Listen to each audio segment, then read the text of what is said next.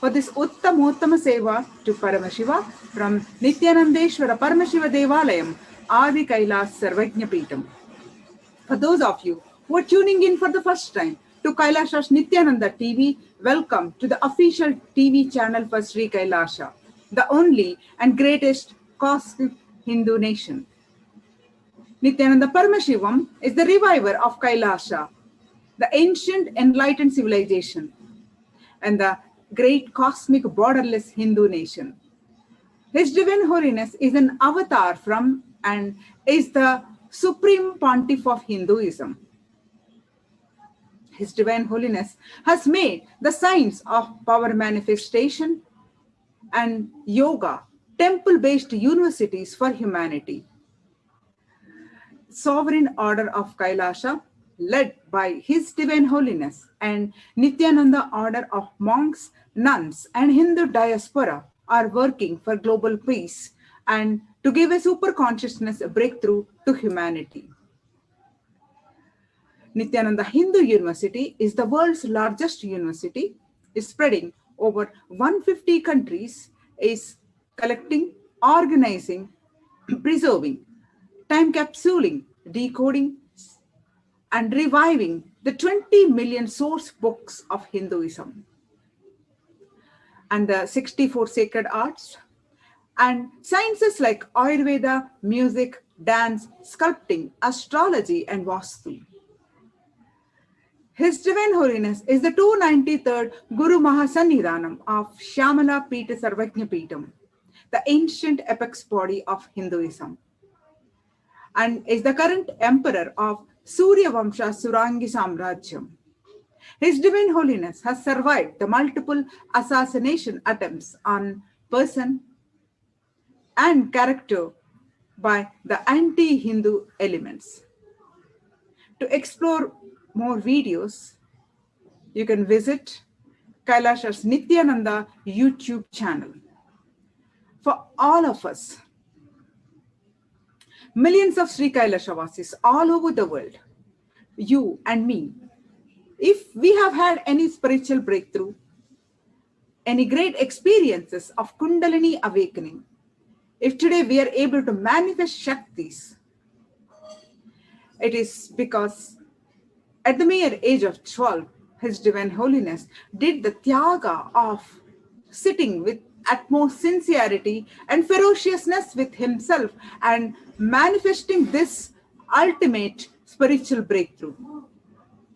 Paramashiva has come down on planet Earth and manifested this grand Leela of his life for each and every one of us to be part. His Divine Holiness has taken this physical form and came down from Kailasa itself. Now that he's here, and we can celebrate his happening on planet Earth and spread the message of Sri Kailasa.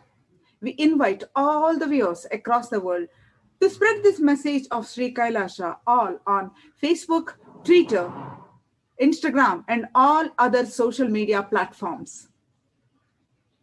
As we continue to the introduction to Uttamottama Seva and offering of Uttamottama Seva, praise satsangh and leading to satsangh by His Divine Holiness, Bhagavan Nithyananda Paramashivam, let us do whatever we can to spread this message of Sri Kailasa. There are numerous reasons why His Divine Holiness Nithyananda Paramashivam happened on planet Earth.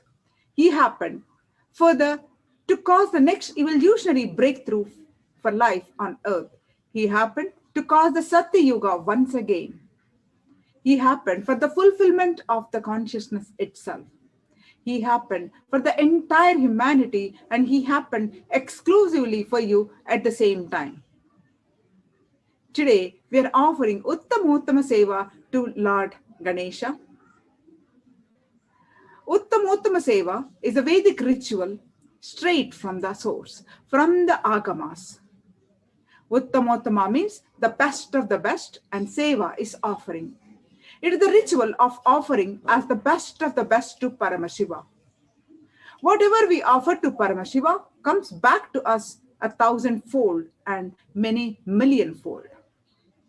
And Paramashiva is the source of everything, be it grains or knowledge, skills or people, everything. Offering them back at his feet is what we do as a gratitude in Uttamottama Seva. And Uttamottama Seva is an intricate ritual as described by Paramashiva. Paramashiva himself. So many offerings are there that came down from the best of the best that is offered in Vedic tradition. From the instruments to the offering of the food that should be offered to Paramashiva. Various types of dance and the way it is danced. The Uttamottama Seva is described by Paramashiva himself as the best of the best. We offer the Abhishekam, Vastram, Gandham, Abharanam, Archanam, Dhupam, Deepam, Naivedyam, Aratrikam, Deepopacharam, Pushpanjalim, Chaturvedam, Gruhya Suktam, Agamastotram, Dravida Vedam, Nrityam, Sangeetam, Vadyam, and Swasti Vachanam. The source of all these best things is Paramashiva. He has given these to us, and offering them back at his feet is what we do during this Uttamottama Seva. And thereby we experience the intense Shakti Nipata and Advaita, the oneness space with him. And as a result, we experience and we leave the state and radiate the space and manifest the Shaktis of Paramashiva. And also, since it is Agama Vidhi, Paramashiva's instructions, we offer them during this Seva. The best of the food offered as Naivedyam, the best of the movement a body can make offered as dance, Nritya Seva, the best of the sound offered as music, Sangeeta Seva, and the best of the consciousness offered as power manifestation, Shakti Avishkarana.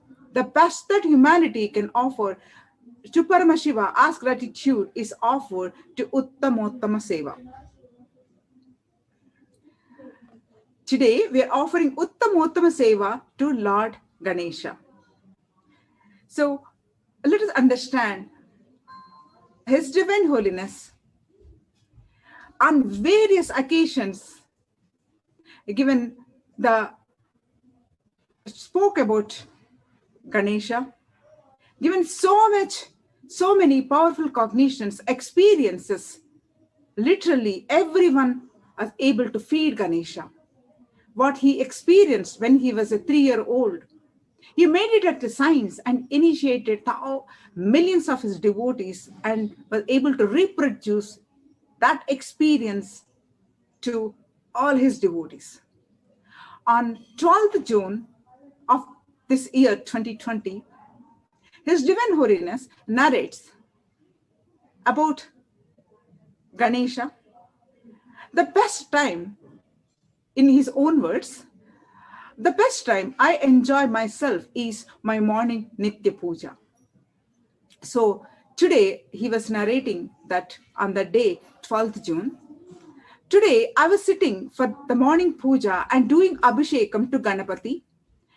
When I do puja, those gods appear as I offer the puja with such a devotion. It is like literally I offer my very being, the consciousness.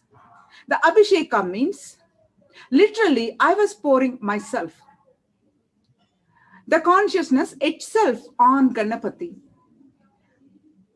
And I saw something wonderful revealed by Ganapati that he was sharing on that day, that this is the science of manifesting the being of Paramashiva. Swamiji says, His Divine Holiness says that I want all of you to know that this is the science of manifesting the super consciousness being. I will explain step by step as given to me by Ganapati. He says, all of you experience oneness with some being in your life. You may experience with your mother, with your wife, with your husband, with your daughter, maybe with your sister, even your guru. Some person in your life you feel literally like just your extension.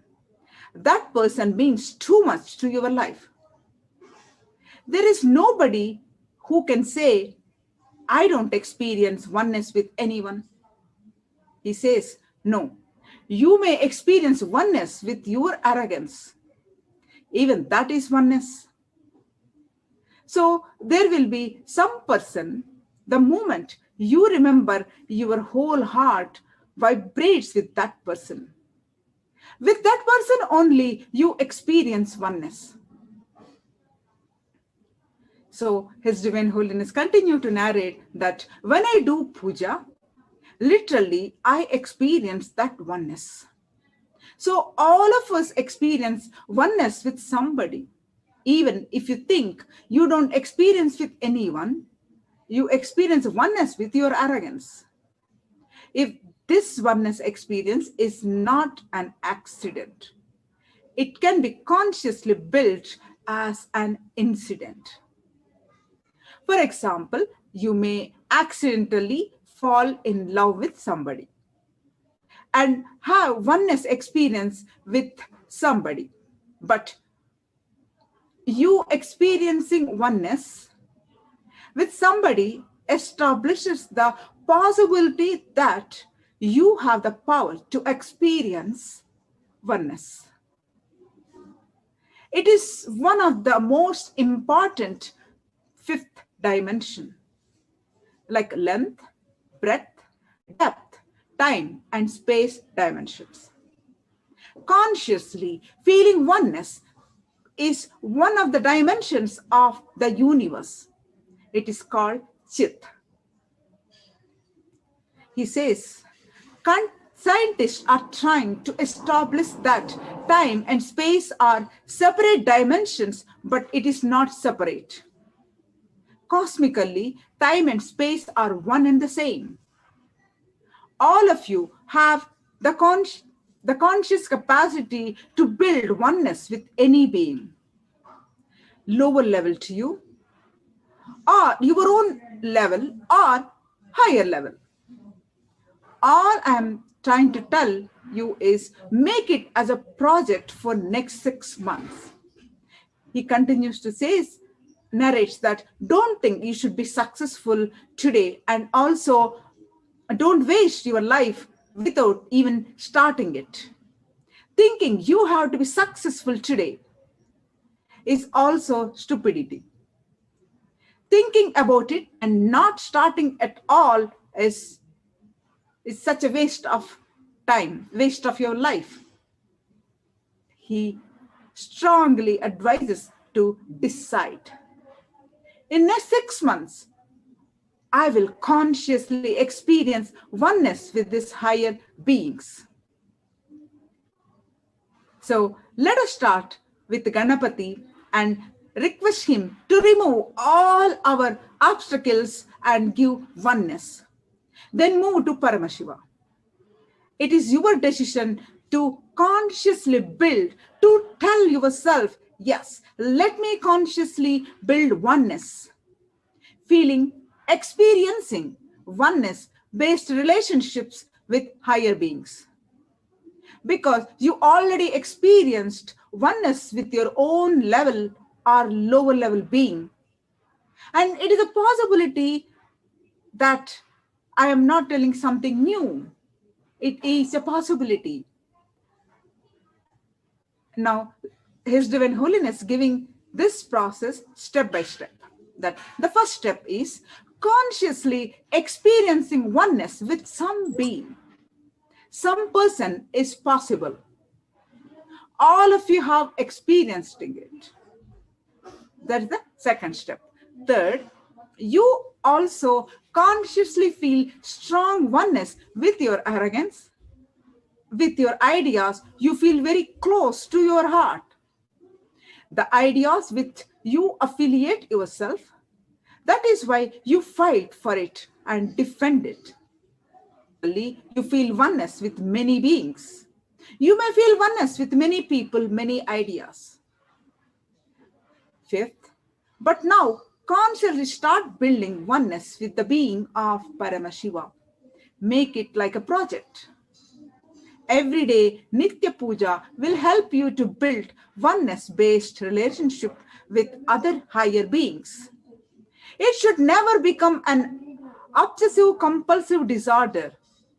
That is why the timing of the puja you can choose, but never miss Nitya Puja. You should do it even if it is a 3-minute Panchopachara Puja or 15-minute Dashopachara Puja or a 1-hour Shodashopachara Puja. You can decide. Puja is the most powerful, sweetest, easiest way build conscious relationship, oneness-based relationship with higher level beings. I used to be a pujari, Swamiji says, I used to be a pujari in Kanchipuram Ramakrishna Math. When I was staying in the Kanchipuram Ramakrishna Math, that Swamiji, who was the head of the Math, Swamiji, there, Raghaveshwarananda Maharaj is one of the greatest sadhus I have seen in my life. Capable, highly integrated and responsible sadhu. Literally how Vivekananda would have visualized his sannyasis to be. I would say he is that ideal sannyas. He is real person who is interested in growing the next generation.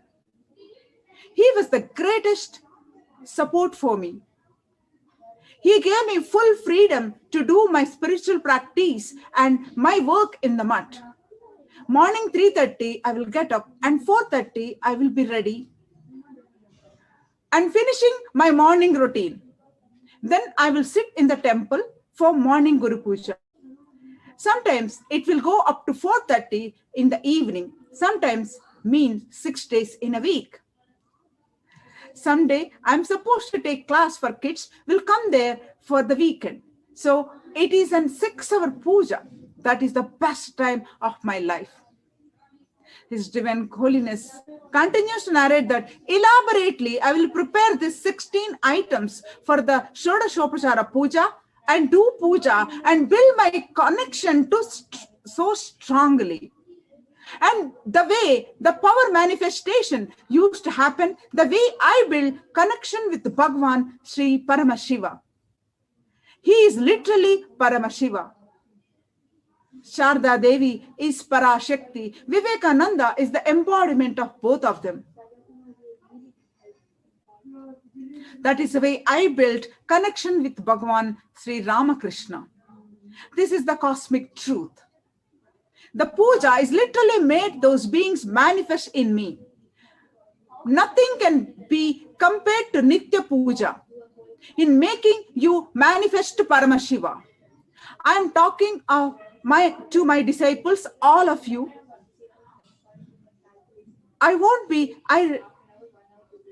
It will be such a great experience that I am talking to all my devotees who have seen my doing and my Nitya Puja and enjoyed and kept that in their heart so deeply and enjoyed.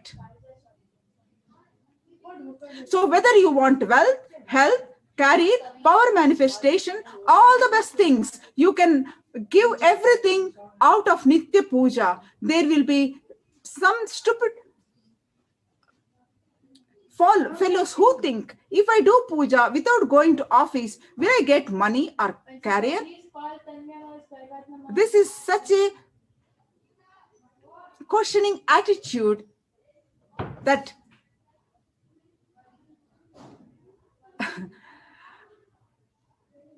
which question the Sanatana Hindu Dharma, the reality of the rituals and the divine beings, connecting with the oneness with them. By questioning, by doubting, they are the ones who are missing the higher level experiences. His Divine Holiness narrates, my Gurukul is the most scientifically scientific. Yes, the Indian ecosystem did not allow me to run my Gurukul. So the way I wanted for the last 2 years is true.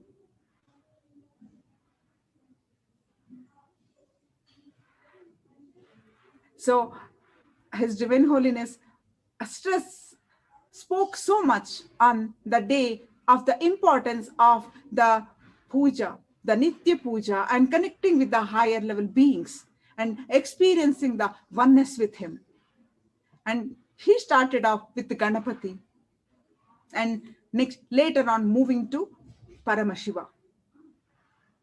So doing the Nitya puja, we will be continuing on next Uttamottama Seva to get more clarity, more details on this topic.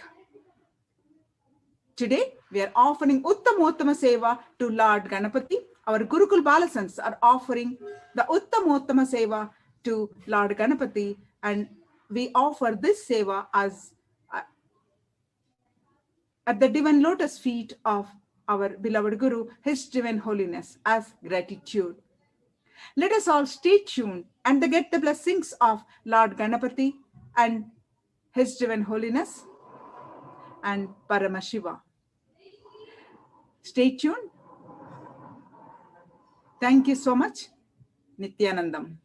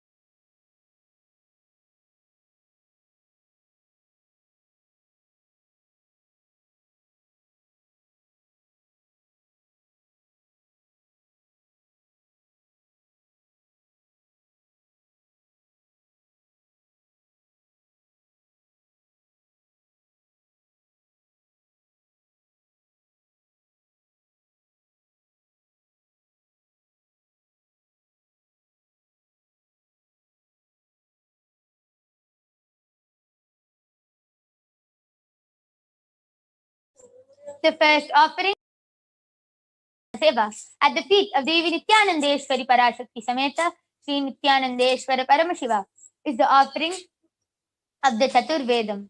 Devadevottama Devata Sarvabhauma Akhilanda Koti Brahmanda Nayaka Sri Nithyanandeshwari Parashakti Sameta Sri Nithyanandeshwara Paramashiva Chaturveda Priya Chaturvedam Avadharaya. Rigveda.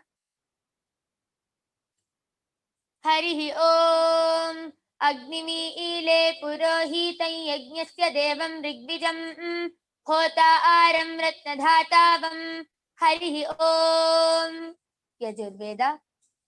Harihi Om Isheto Jetva Vayavasto Payavasta Devo Vastavita Prarpayatu Shreshtatamaya Karmane Harihi Om Samaveda. Harihi Om Agna Ayahi Pitaye Granano Havyadataye Nihota Sapsi Barihishi Harihi Om Atharva Veda. Harihi Om Shanno Devi Rabhishtaya Apo Bhavantu Pitaye Shanyo Rabhishravantu Naha Harihi Om. The next offering of the Uttamottama Seva at the feet of Devi Nithyanandeshwari Parashakti Sameta Sri Nithyanandeshwara Paramashiva is the offering of the Agama Shlokas. Deva Devottama Devata Sarvabhauma Akhilanda Koti Brahmanda Nayaka Sri Nithyanandeshwari Parashakti Sameta Sri Nithyanandeshwara Paramashiva Agama Shloka Priya Agama Shloka Navadharaya.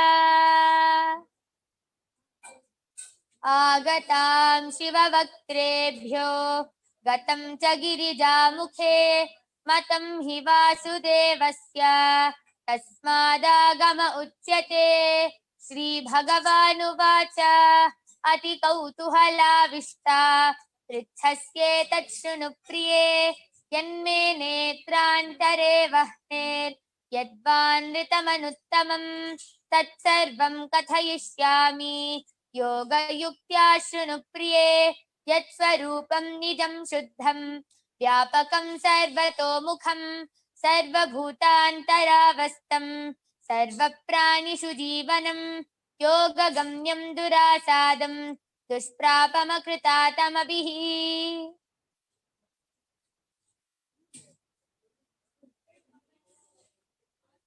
The next offering of the Uttamottama Seva at the feet of Devi Nithyanandeshwari Parashakti Sameta Shri Nithyanandeshwara Paramashiva is the offering of the Stotra Seva.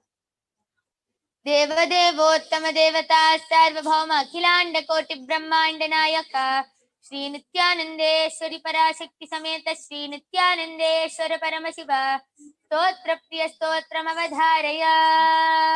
Om Namo Bhagavate Sadashivaya Sakala Tattvatmakaya Sarvamantra Swarupaya Sarvayantradhisthitaya Sarvatantra Swarupaya Sarvatattva Viduraya Brahmarudravatarinne Neelakanthaya Parvati Manoharaya Somasuryagnilochanaya Bhasmoddulita Vigrahaya Mahamani Mukutadharanaya Manikya Bhushanaya Srishtisthiti Pralaya Kala Raudravataraya Dakshadwaradvamshakaya Mahakala Bhedanaya Mooladharaika Nilayaya Tatvatitaya Gangadharaya Sarvadevadidevaya Shadashrayaya Vedanta Saraya Trivargasadhanaya Anantakoti Brahmandanayakaya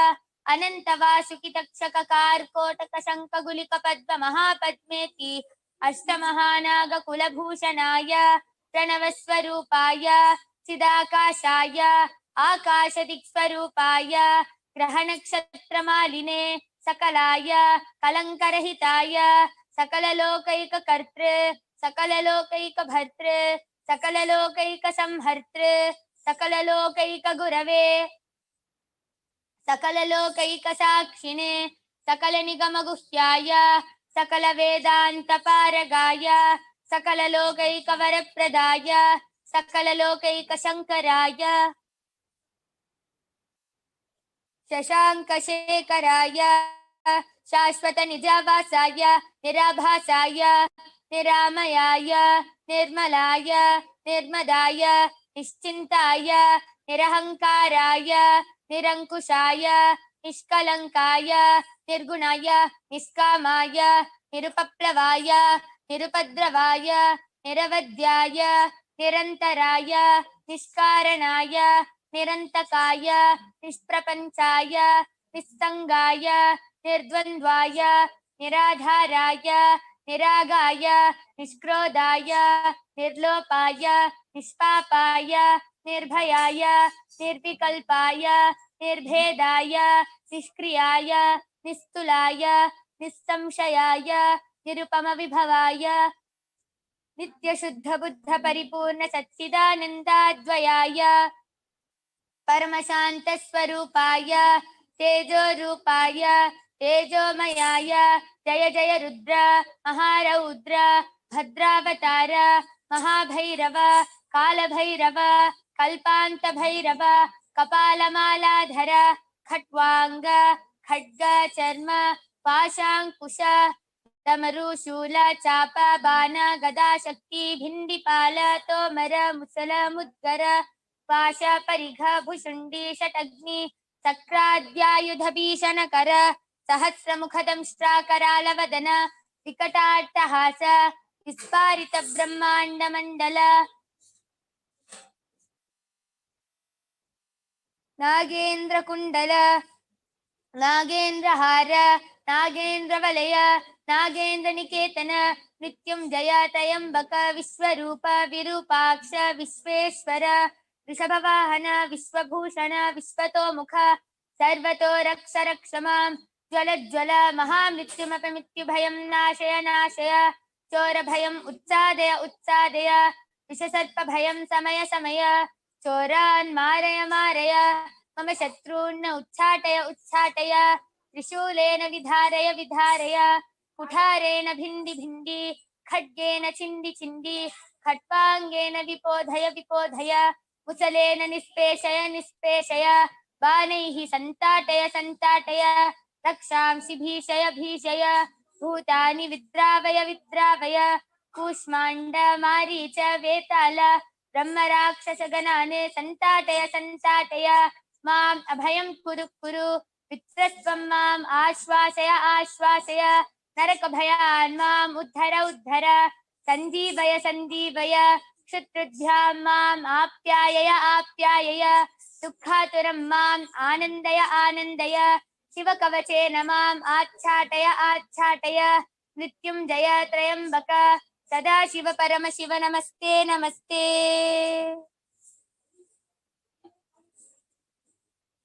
The next offering of the Uttamottama Seva at the feet of Devi Nithyanandeshwari Parashakti Sameta Shri Nithyanandeshwara Paramashiva is the offering of the Dravida Vedam.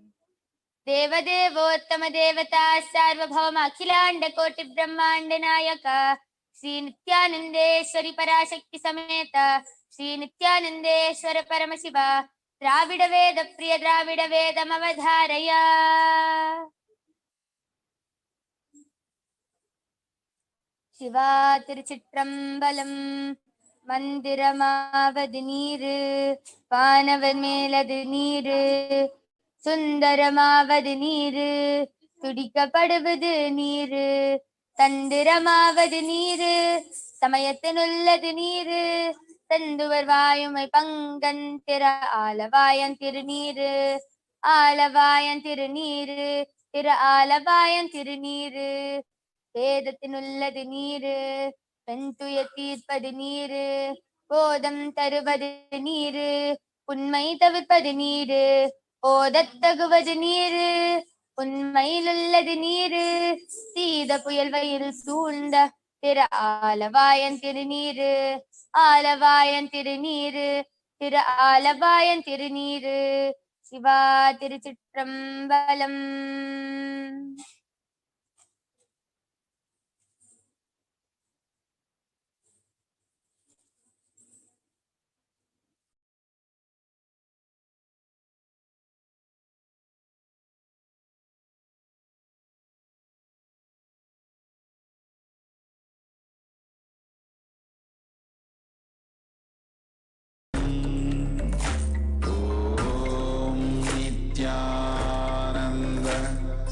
Paramashivoham. Om Nithyananda Paramashivoham. Om Nithyananda Paramashivoham. Om Nithyananda Paramashivoham.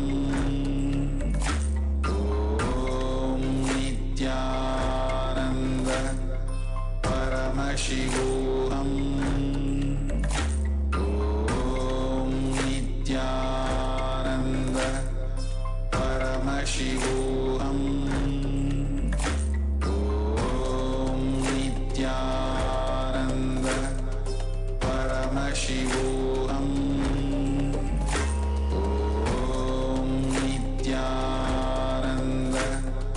Paramashivoham.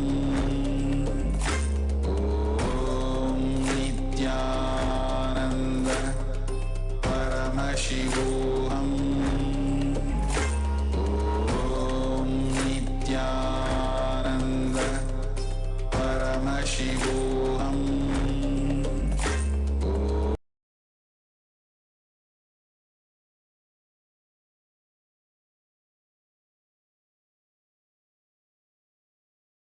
The next offering of the Uttamottama Seva at the feet of Devi Nithyanandeshwari Parashakti Sameta Shri Nithyanandeshwara Paramashiva is the offering of the Nitya Seva.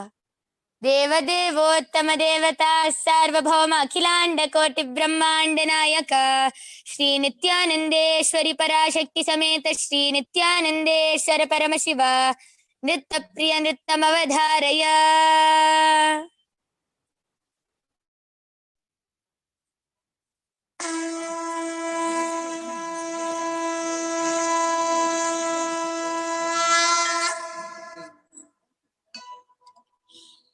Vakratunda महाकाय सूर्यकोटि समप्रभ निर्विघ्नं कुरु मे देव सर्वकार्येषु सर्वदा।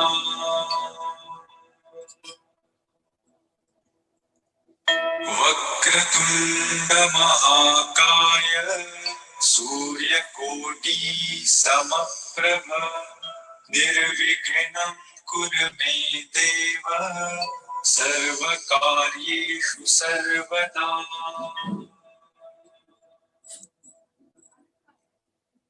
वक्रतुंड महाकाय सूर्यकोटि समप्रभ निर्विघ्नं कुरु मे देव सर्वकार्येषु सर्वदा।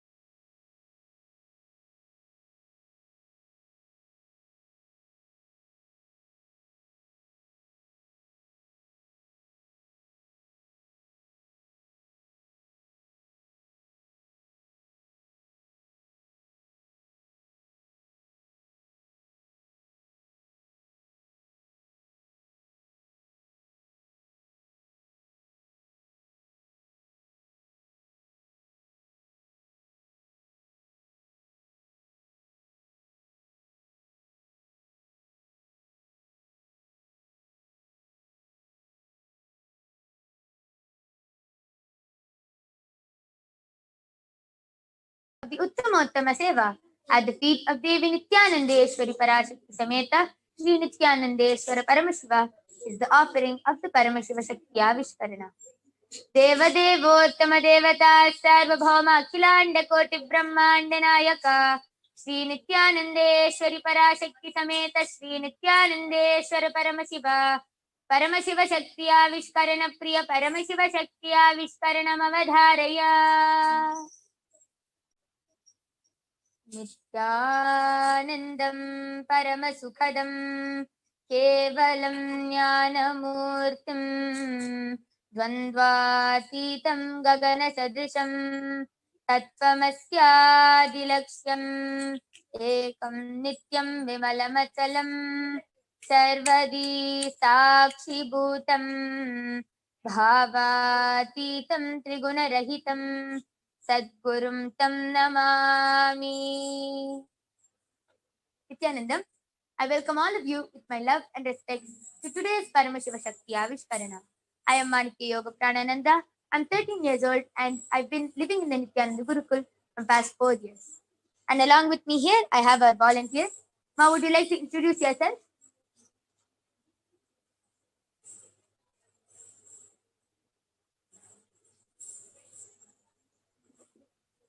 Yes, please introduce yourself, Ma.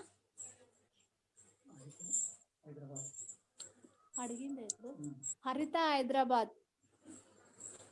Yes. So we have Ma Harita with us from Hyderabad. Okay. Before we begin the power manifestation,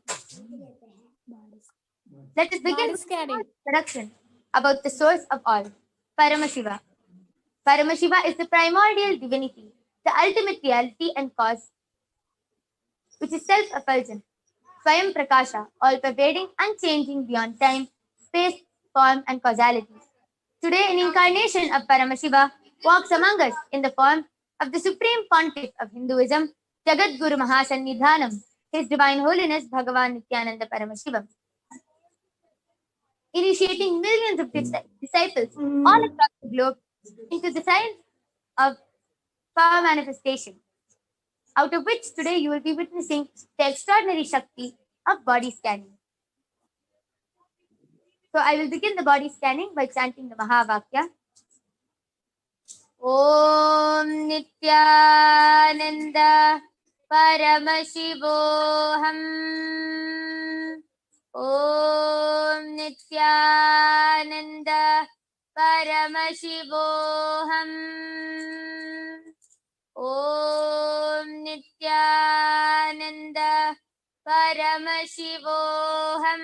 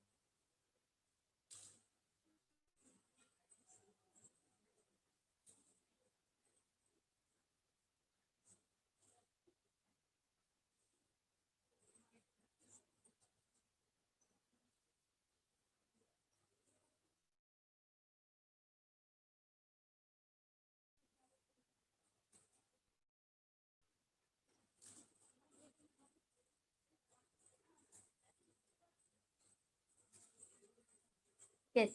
Now I'll be revealing what Paramashiva has shown. I was able to see that Maharita, your back is actually very weak. So you cannot sit in one position for a long time. Either with your back bent or with your back straight, you're not able to sit in one position for a long time. And I was also able to see you have digestion problems. So your food does not get digested properly. And I was also able to see you have kidney stones. And Paramashiva also showed that your skin is very dry. Would you like to verify? Yes, Amma. Yes. Would you like to share anything else? Would you like to explain in more detail about the problems which I revealed? అన్ని correct. All right. All are right, ma. Okay. We- And and Adita Paramashiva wants has also given healing for that, so you will be healed in a couple of days. And the solution which Paramashiva showed is just to drink a lot of liquids, more than taking any solids. Paramashiva showed that you should take more liquids. This is the solution which I was able to see. Thank you. Okay. Would you like to ask any other questions, ma? ఇంకేమన్నా Related to your health, or would you like to request for any other healing? ఏమైనా కావాలన్నా Healing kavalama. Yes. So I'll be healing you, ma, for this problem.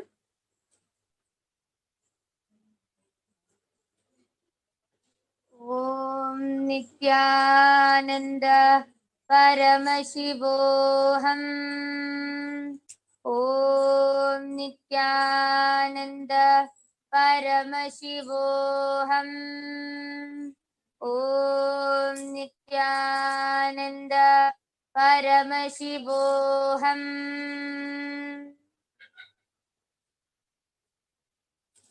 Yes. Paramashiva has healed this problem. Within a few days, will be completely healed. కొన్ని రోజులు And with this, we would like to offer our love and gratitude at the divine lotus feet of the Supreme Pontiff of Hinduism, Jagatguru Mahasannidhanam, His Divine Holiness, Bhagavan Nithyananda Paramashivam. We thank you all for joining us in today's Uttamottama Seva. Thank you, Amma. Nithyanandam.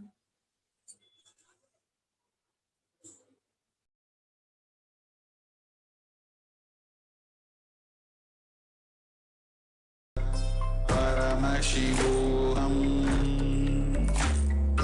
Om Nithyananda Paramashivoham.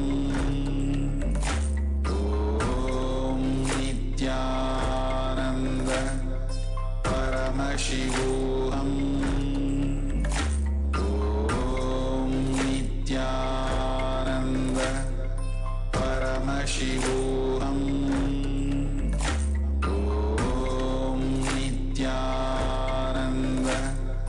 Paramashivoham. Om Nithyananda Paramashivoham. Om Nithyananda Paramashivoham. Om Nithyananda Paramashivoham.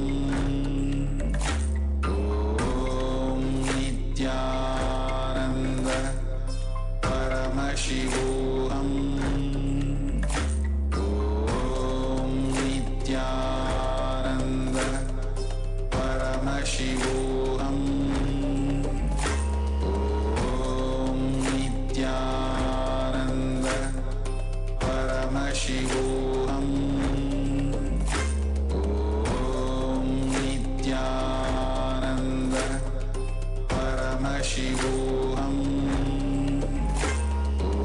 Om Nithyananda Paramashivoham.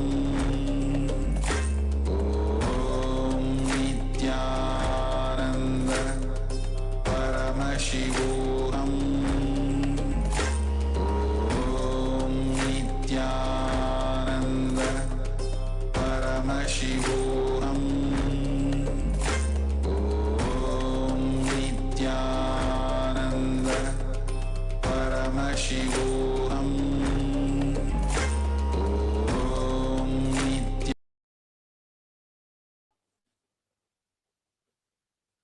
The next offering is the offering of the Sangeeta Seva.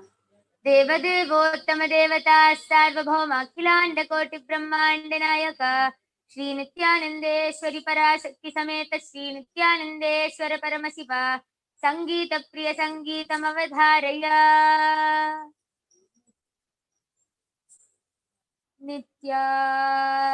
Nithyanandam Paramasukhadam Kevalam Jnanamurtim Vandvatitam Gaganasadrisam Tattvamasya Hilaksyam एकं नित्यं विमलमचलम् सर्वदी साक्षिभूतम् भावातीतं त्रिगुणरहितं सद्गुरुं तं नमामि।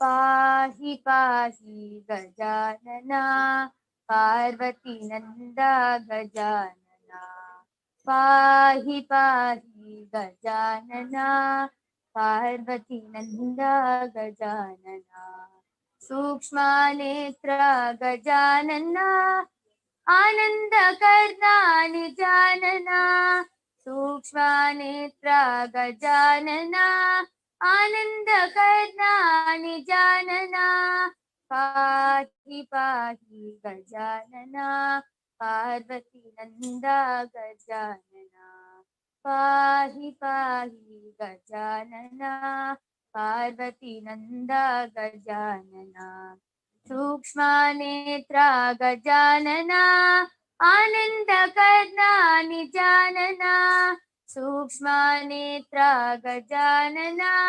आनन्दकर्णानि जानना पाहि पाहि गजानना पार्वती नंदा गजानना पाहि पाहि गजानना पार्वती नंदा गजानना चिन्मय मुद्रा बोधन चतुरा योगा मुद्रा समाधिपाला चिन्मय मुद्रा बोधन चतुरा योगा मुद्रा समाधिपाला पाहि पाहि गजानना पार्वती नंदा गजानना पाहि पाहि गजानना पार्वती नंदा गजानना चिन्मय मुद्रा बोधन चतुरा योगा मुद्रा समाधिपाला चिन्मय मुद्रा बोधन चतुरा योगा मुद्रा समाधिपाला पाहि पाहि गजानना पार्वती नंदा गजानना पाहि पाहि गजानना पार्वती नंदा गजानना सच्चिदानंद गजानना नित्यानंद निरंजना सच्चिदानंद गजानना नित्यानंद निरंजना पाहि पाहि गजानना पार्वती नंदा गजानना पाहि पाहि गजानना पार्वती नंदा गजानना सच्चिदानंद गजानना नित्यानंद निरंजना सच्चिदानंद गजानना नित्यानंद निरंजना पाहि पाहि गजानना पार्वती नंदा गजानना पाहि पाहि Gajanana Parvati Nanda Gajanana Parvati Nanda Gajanana Parvati Nanda Gajanana.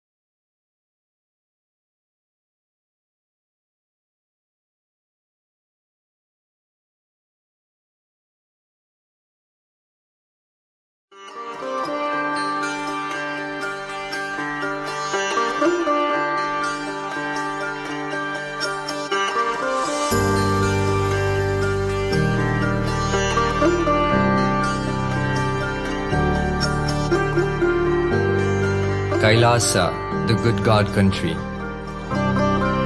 Hinduism has something great to offer. Hindu God, Paramashiva, is good. We love him, not just because he gives us what we want, but because he is good, and he has so much to offer to the world that makes the best nation. Hindu God has life positive, all-inclusive, good, spiritual, social, political, and moral principles.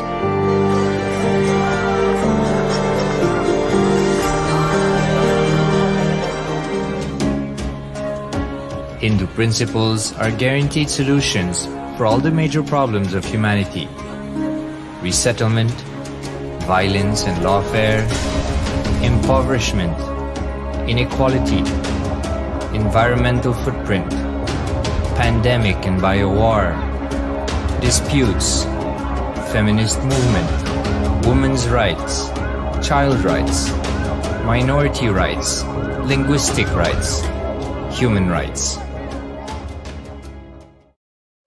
Because Hinduism has the best to offer to the world, KAILASA, standing tall since 1994 for the grand narrative of Hinduism, is the good God's country. Founder of KAILASA, Paramashiva, and his 1008th incarnation, the Supreme Pontiff of Hinduism, Jagatguru Mahasannidhanam, His Divine Holiness, Bhagavan Nithyananda Paramashivam, is the reviver of KAILASA, the enlightened civilization, the greatest Hindu nation.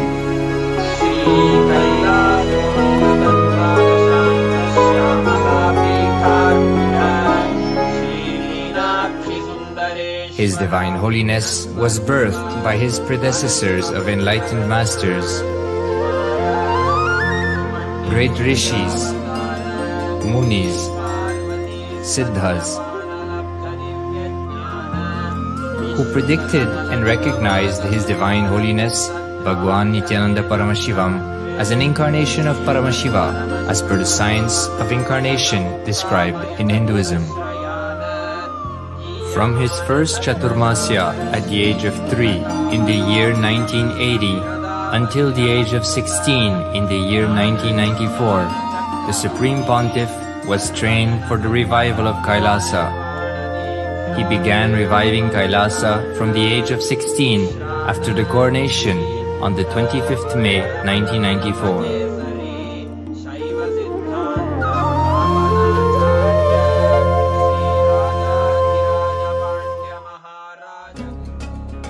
KAILASA that we see today is 26 years of sincere hard work of the reviver and Hindu diaspora all over the world.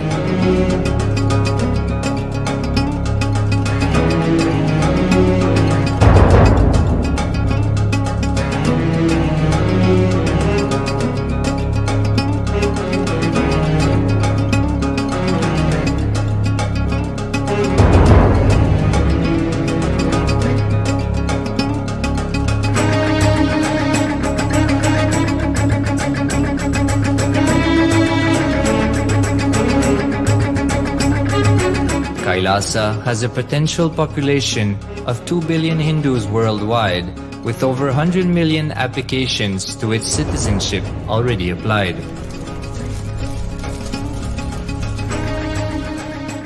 Hinduism has stood over 10,000 years as an enlightened civilization, has been a global beacon of spiritual and timeless wisdom, technology, culture.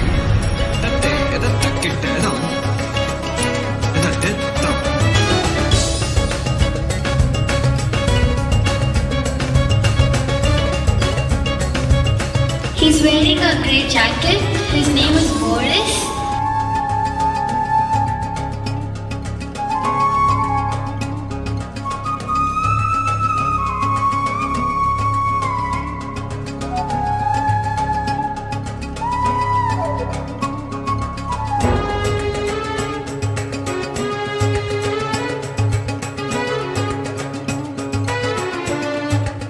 The world's ancient civilization produced more than 40% of the world's GDP.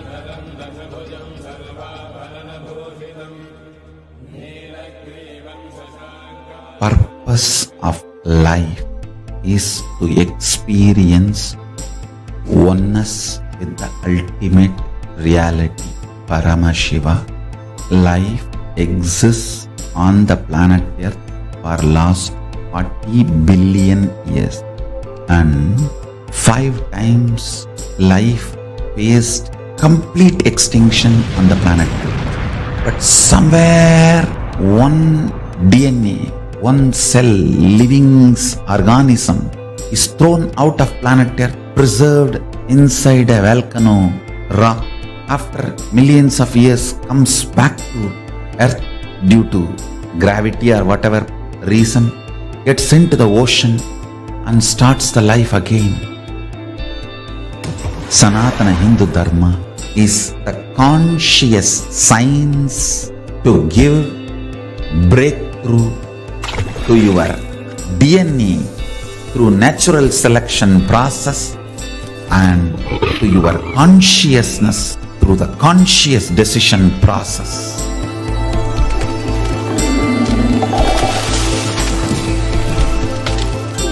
Sanatana Hindu Dharma is a sacred spiritual science. It is not bunch of do's and don'ts. No. Please understand, it is the revelations of sacred truths, cosmic truths, powerful cognition. It is still alive, that science is available, time-tested, foolproof. This science of living enlightenment is the complete solution for all the problems individual or society or modern day humanity is facing. Then you will understand all the problems of the modern day humanity. Sanatana Hindu Dharma is solution. Whether the terrorism or climate change, natural calamities or man-made calamities, for all the problems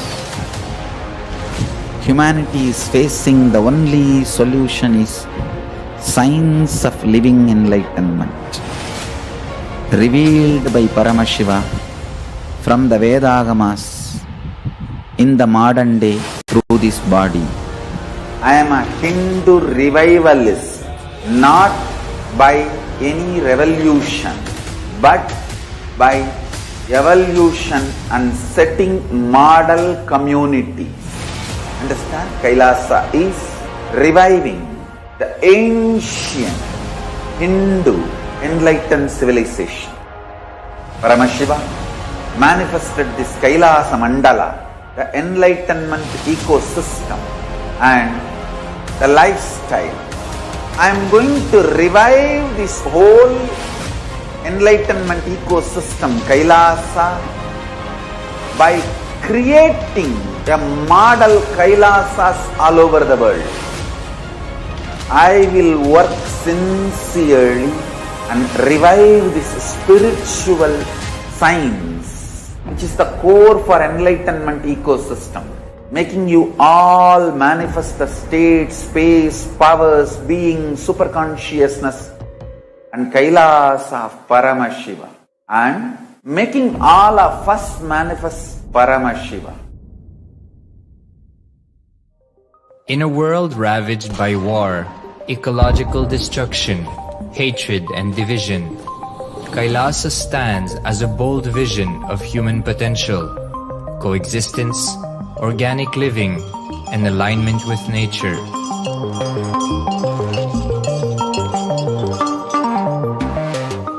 Over the past 50 years, the world has seen the creation of dozens of new countries, and so if anything, it would be odd not to see a new country formed in the 21st century.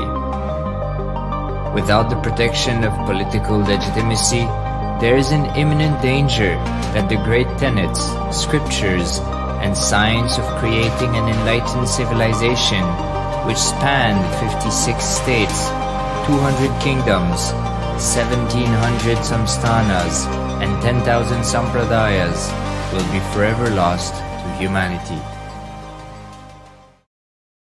The Hindu diaspora are highly successful around the world. They formed the dispossessed diaspora who has been driven to other countries because they are unable to practice their religion authentically in their own country. They have flourished in countries where they have been allowed to settle with religious freedom. For example, in the United States, Hindus are the most educated and highest earning community, with 77% of them holding a bachelor's degree and 48% having an income of $100,000 or more. Although they are only 1% of the population, Hindus have launched 13.5% of the startups in the USA. They hold leadership, technical and creative positions in companies such as Microsoft, Google, Facebook, etc.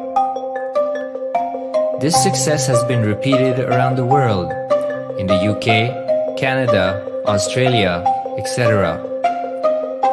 James Kirkup, in his 2015 Telegraph article says, British Indians are not just the most successful immigrant group in this country's recent history, but the most successful group of people, full stop.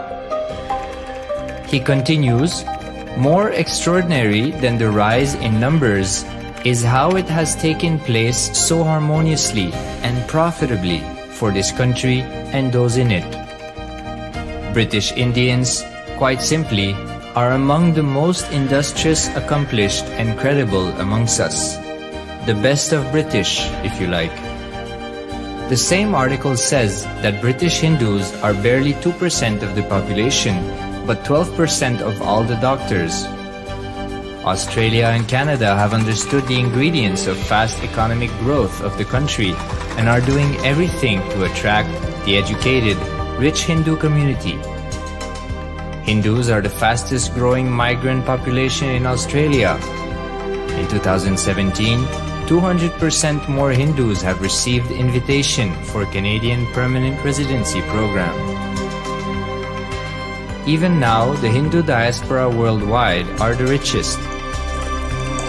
No divorce, have no cases of drugs and substance abuse, lowest mental disorder, no depression. Hinduism is the only religion which neither converts nor kills. Absolutely non-violent, the elite sect of mankind.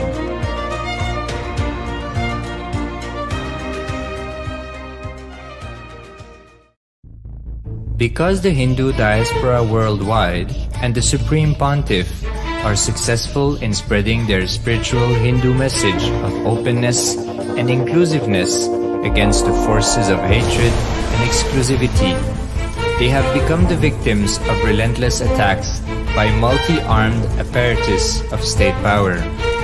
Anti-Hindu forces, extremist caste, supremacist militant organization want a one ideology, Hinduism, under their exclusive domain.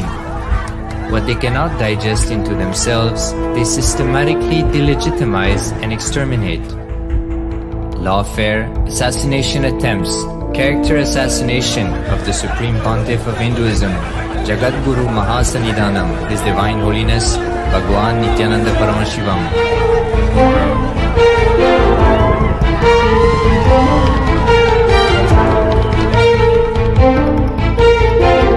Attempted assassination and assassinated Kailasians.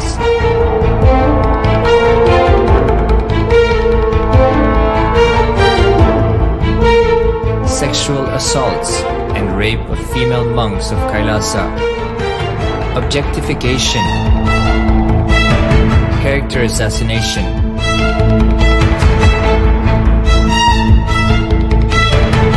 State-funded child abuse and sexual abuse on the children of Kailasa. Then I told I don't want to see a picture. Then I don't want to see a picture. Then they showed me a picture. State-operated embezzlement of funds, properties and assets donated by the Hindu diaspora worldwide for the purpose of the revival of Kailasa.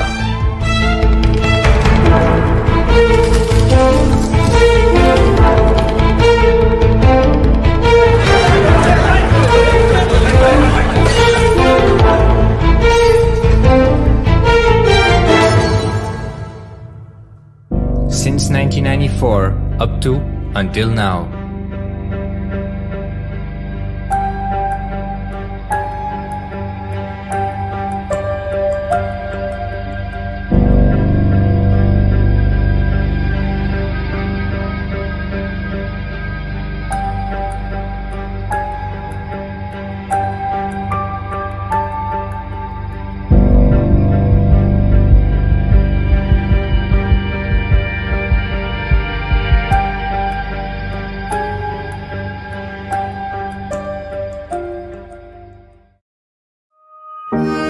Building a nation is not a project accomplished overnight or by virtue of hope.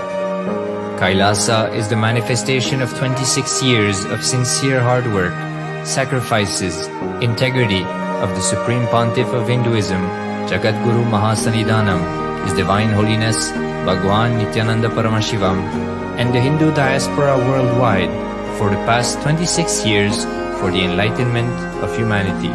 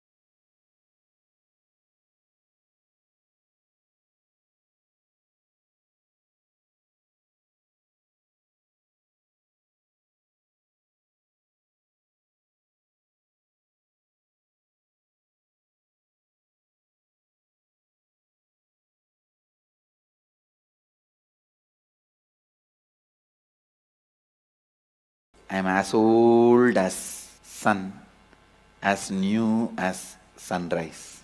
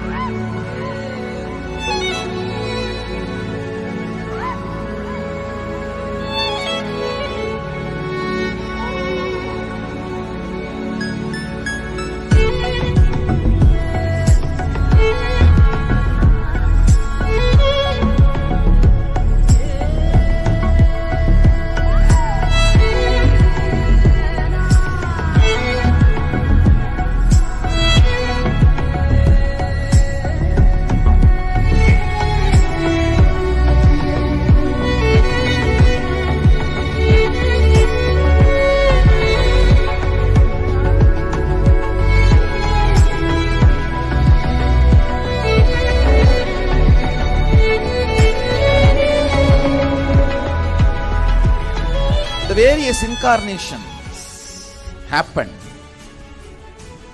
gave a breakthrough to consciousness and gave opening to the next level. My responsibility is to introduce new consciousness which manifests powers of Sadashiva. As Mahamandaleshwar of Mahanirvani Akada, the oldest apex body of Hinduism, I welcome every one of you.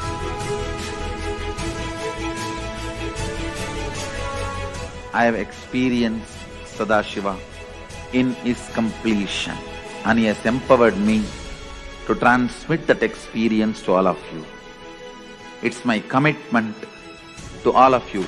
I'll make you experience and manifest Sadashivatva, powers and state and space of Sadashiva. When you manifest powers, naturally the state of Sadashiva and space of Sadashiva starts manifesting.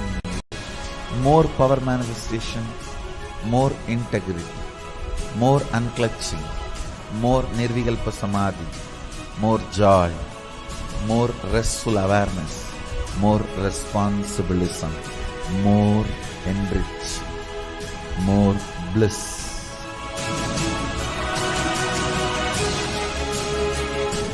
This tradition has a capacity to retain its authenticity and originality. My purpose is to make this statement to the world: Hinduism is real. Ideas move from mind to mind. Energy moves from space to space. Cognitions move from body to body. That is why even Sadashiva needs a body. He assumed the body because he needs body to transmit these cognitions to you. Whatever I am doing is reviving the original science as expressed in Sanatana Hindu Dharma, Vedas and Agamas of the Hindu tradition.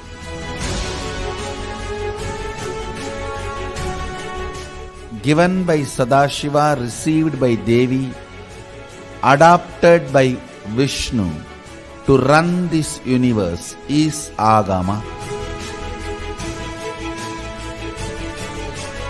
Agamas insist on us serving beyond our frame.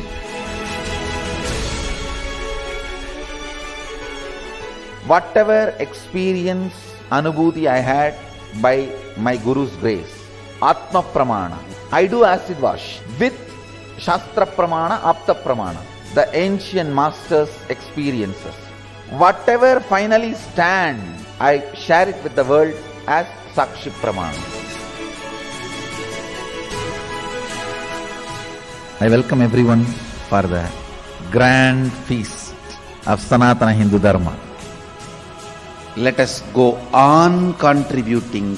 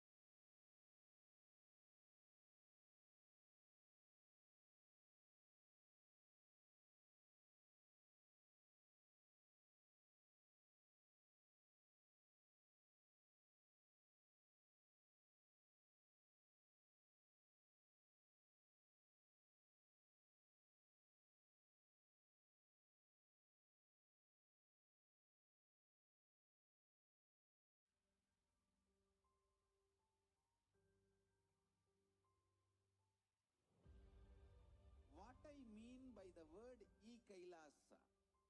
Listen intensely. Enlightenment ecosystem, literally enlightenment itself, in your own home, wherever you are. If you cannot come to KAILASA, it's okay. KAILASA can come to you. KAILASA coming to you is KAILASA.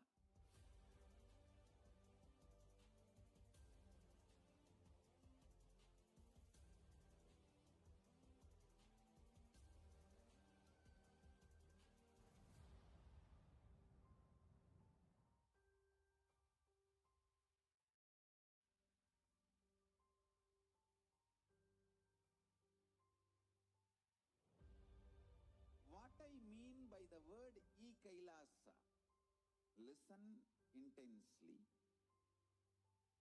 Enlightenment ecosystem, literally enlightenment itself, in your own home, wherever you are. If you cannot come to KAILASA, it's okay. KAILASA can come to you. KAILASA coming to you is KAILASA.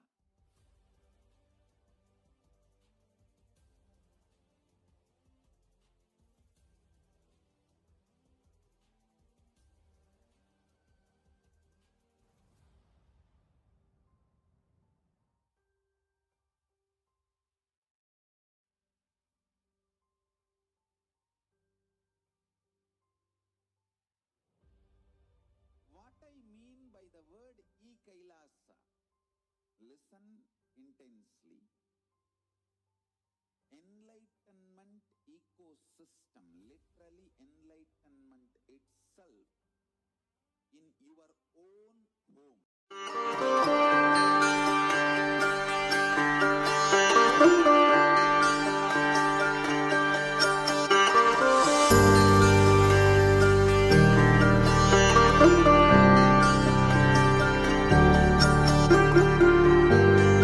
KAILASA, the good God country. Hinduism has something great to offer. Hindu God, Paramashiva, is good. We love him, not just because he gives us what we want, but because he is good, and he has so much to offer to the world that makes the best nation. Hindu God has life positive, all-inclusive, good, spiritual, social, political, and moral principles.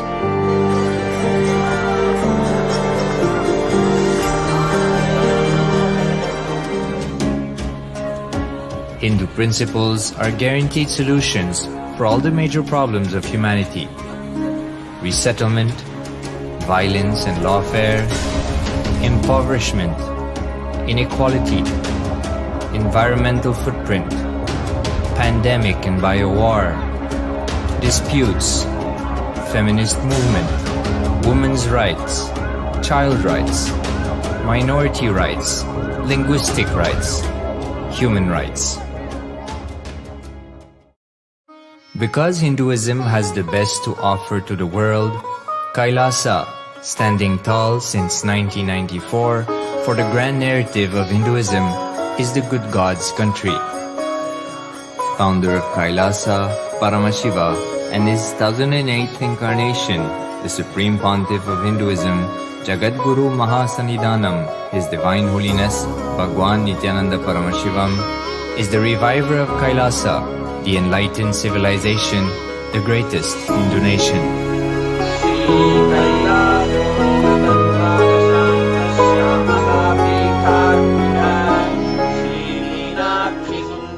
His Divine Holiness was birthed by his predecessors of enlightened masters, great rishis, munis, siddhas, who predicted and recognized His Divine Holiness, Bhagavan Nithyananda Paramashivam, as an incarnation of Paramashiva, as per the science of incarnation described in Hinduism.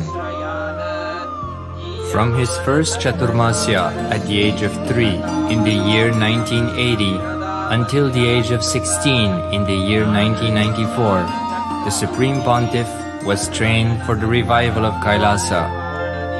He began reviving KAILASA from the age of 16 after the coronation on the 25th May 1994.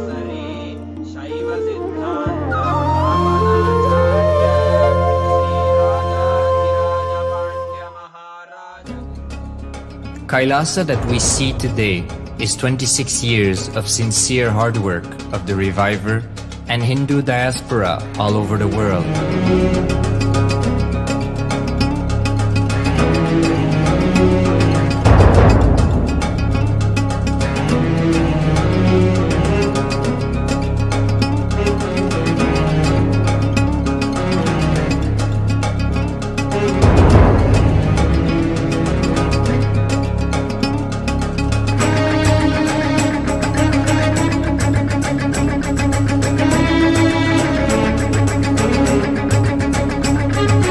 KAILASA has a potential population of 2 billion Hindus worldwide, with over 100 million applications to its citizenship already applied.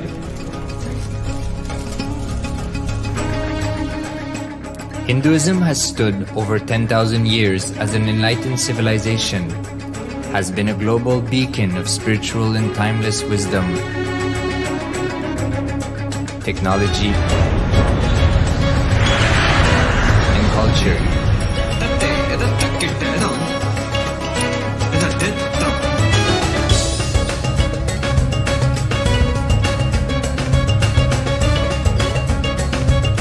He's wearing a grey jacket.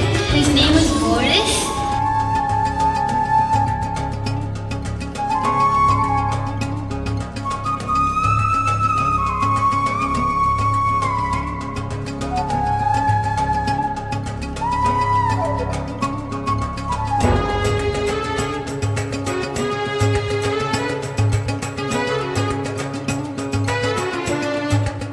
The world's ancient civilization produced more than 40% of the world's GDP.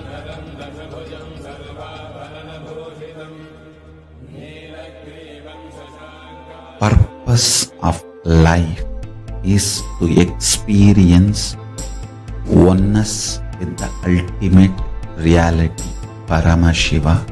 Life exists on the planet Earth for last 40 billion years, and 5 times life faced complete extinction on the planet Earth. But somewhere one DNA, one cell, living organism is thrown out of planet Earth, preserved inside a volcano rock.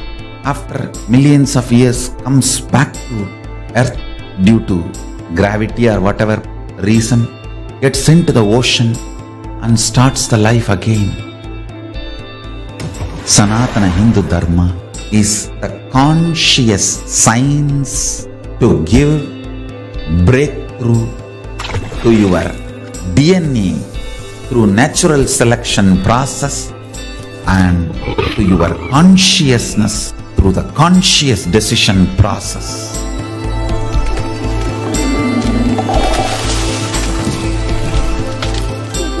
Sanatana Hindu Dharma is a sacred spiritual science. It is not bunch of do's and don'ts. No. Please understand, it is the revelations of sacred truths, cosmic truths, powerful cognition. It is still alive. That science is available, time-tested, foolproof. This science of living enlightenment is the complete solution for all the problems individual or society or modern day humanity is facing. Then you will understand all the problems of the modern day humanity. Sanatana Hindu Dharma is solution. Whether the terrorism or climate change, natural calamities or man-made calamities, for all the problems humanity is facing, the only solution is science of living enlightenment, revealed by Paramashiva from the Vedagamas in the modern day through this body. I am a Hindu revivalist, not by any revolution, but by evolution and setting model communities. Understand? Kailasa is reviving the ancient Hindu enlightened civilization. Paramashiva manifested this Kailasa Mandala, the enlightenment ecosystem and the lifestyle. I am going to revive this whole enlightenment ecosystem, Kailasa, by creating a model Kailasas all over the world. I will work sincerely and revive this spiritual science, which is the core for enlightenment ecosystem, making you all manifest the state, space, powers, being, superconsciousness and Kailasa of Paramashiva, and making all of us manifest Paramashiva. In a world ravaged by war, ecological destruction, hatred and division, Kailasa stands as a bold vision of human potential, coexistence, organic living, and alignment with nature.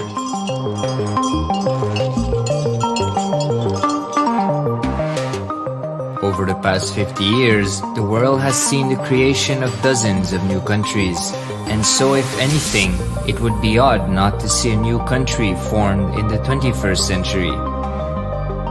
Without the protection of political legitimacy, there is an imminent danger that the great tenets, scriptures, and science of creating an enlightened civilization, which spanned 56 states, 200 kingdoms, 1700 samsthanas, and 10,000 sampradayas, will be forever lost to humanity. The Hindu diaspora are highly successful around the world. They formed the dispossessed diaspora who has been driven to other countries because they are unable to practice their religion authentically in their own country. They have flourished in countries where they have been allowed to settle with religious freedom. For example, in the United States, Hindus are the most educated and highest earning community, with 77% of them holding a bachelor's degree and 48% having an income of $100,000 or more. Although they are only 1% of the population, Hindus have launched 13.5% of the startups in the USA. They hold leadership, technical and creative positions in companies such as Microsoft, Google, Facebook, etc. This success has been repeated around the world, in the UK, Canada, Australia, etc. James Kirkup, in his 2015 Telegraph article says, British Indians are not just the most successful immigrant group in this country's recent history, but the most successful group of people, full stop. He continues, more extraordinary than the rise in numbers is how it has taken place so harmoniously and profitably for this country and those in it. British Indians, quite simply, are among the most industrious, accomplished and credible amongst us. The best of British, if you like.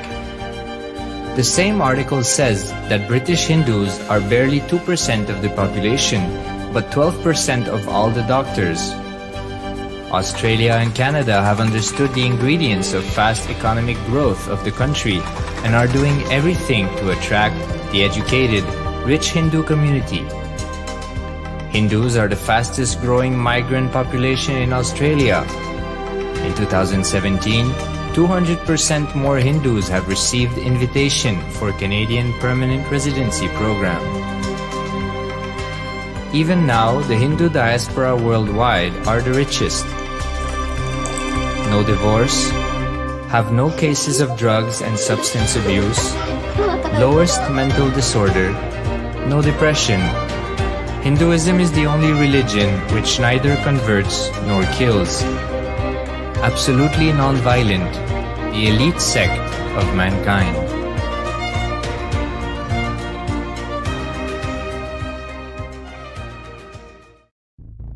Because the Hindu diaspora worldwide and the Supreme Pontiff are successful in spreading their spiritual Hindu message of openness and inclusiveness against the forces of hatred and exclusivity, they have become the victims of relentless attacks by multi-armed apparatus of state power. Anti-Hindu forces, extremist caste, supremacist militant organization want a one ideology, Hinduism, under their exclusive domain. What they cannot digest into themselves, they systematically delegitimize and exterminate. Lawfare, assassination attempts, character assassination of the Supreme Pontiff of Hinduism, Jagatguru Mahasannidhanam, His Divine Holiness, Bhagavan Nithyananda Paramashivam.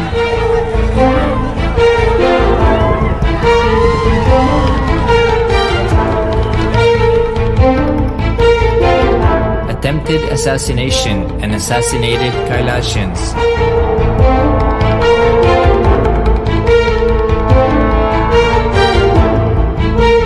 Sexual assaults and rape of female monks of KAILASA. Objectification. Character assassination.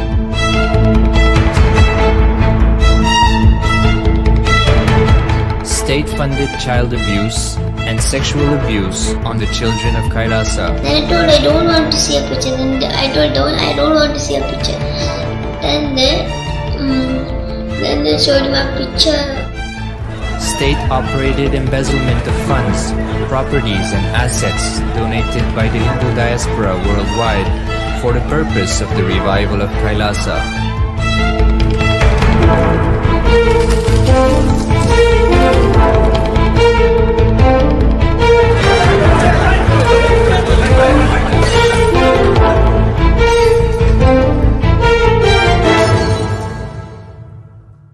Since 1994, up to until now.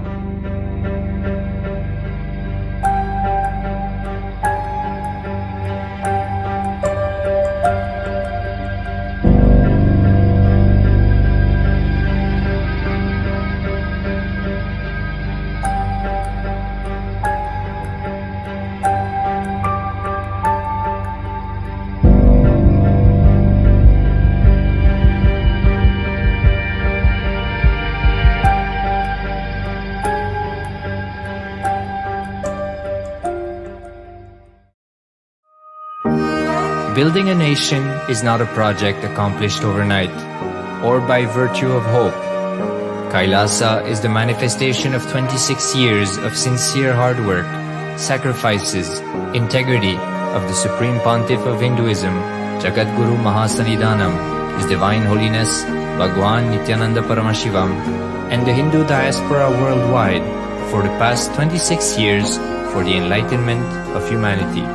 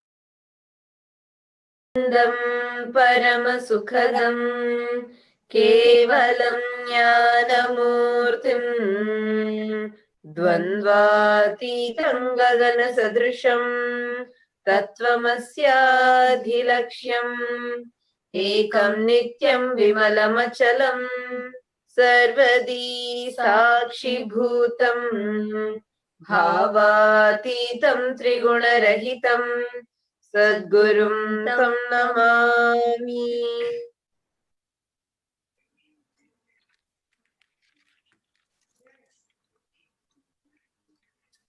Nithyanandam, welcome to today's Jivartha Sadas. And welcome, I know so many of us from across the globe tuning in through various different platforms, through Facebook, YouTube, Twitter, Tumblr, Instagram, and Nithyananda TV, KAILASA TV, Hinduism Now TV, and various other social media platforms, tuning in just for that moment, the moment where we have the darshan of the avatar, that moment where we are able to connect with the descent of the cosmic form, the formless in form. So I'm so excited to have all of you here watching us right now. And we have viewers from thousands of different places around the globe. We have viewers that are watching in via Facebook, Twitter, YouTube, and KAILASA's NTV, KAILASA's HNTV, and KAILASA TV. So we are extremely excited to have all of you, the whole Hindu diaspora that is watching us, and all the Kailasians and e-Kailasians who are blessed to be part of this whole thing via two-way video conferencing, sitting across in our global Kailasas, monasteries, temples, free education centers, schools, universities, and annalayas, and so many other places around the world. And actually, just for the people who are tuning in for the first time, so we are going to be having a small segment where we are going to be discussing on a particular topic, and all of you also can be a part of this. So this segment happens every day where we have different panelists who come, and we also have panelists from various different walks of life who come and participate and understand these great truths. And we all together make the decisions. And we also have the Hindu voting that's going on. And right after this will just be a short segment. Right after this, we will be having the live darshan of the avatar and the satsangh, which is the divine audience with the avatar. So it's really a very special moment that happens every single day. Even though it happens every single day is unique. Every day when you connect with the avatar, the energy that you get, the initiations that you get is something phenomenal. And just one more thing I wanted to tell all of you.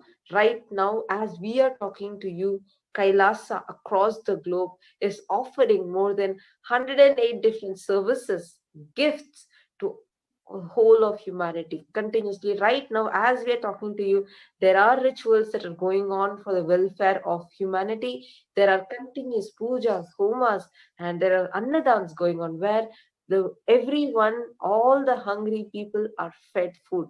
Right now, as I'm talking to you, so many Kailasas, thousands of Kailasas across the globe, the serving of food is going on.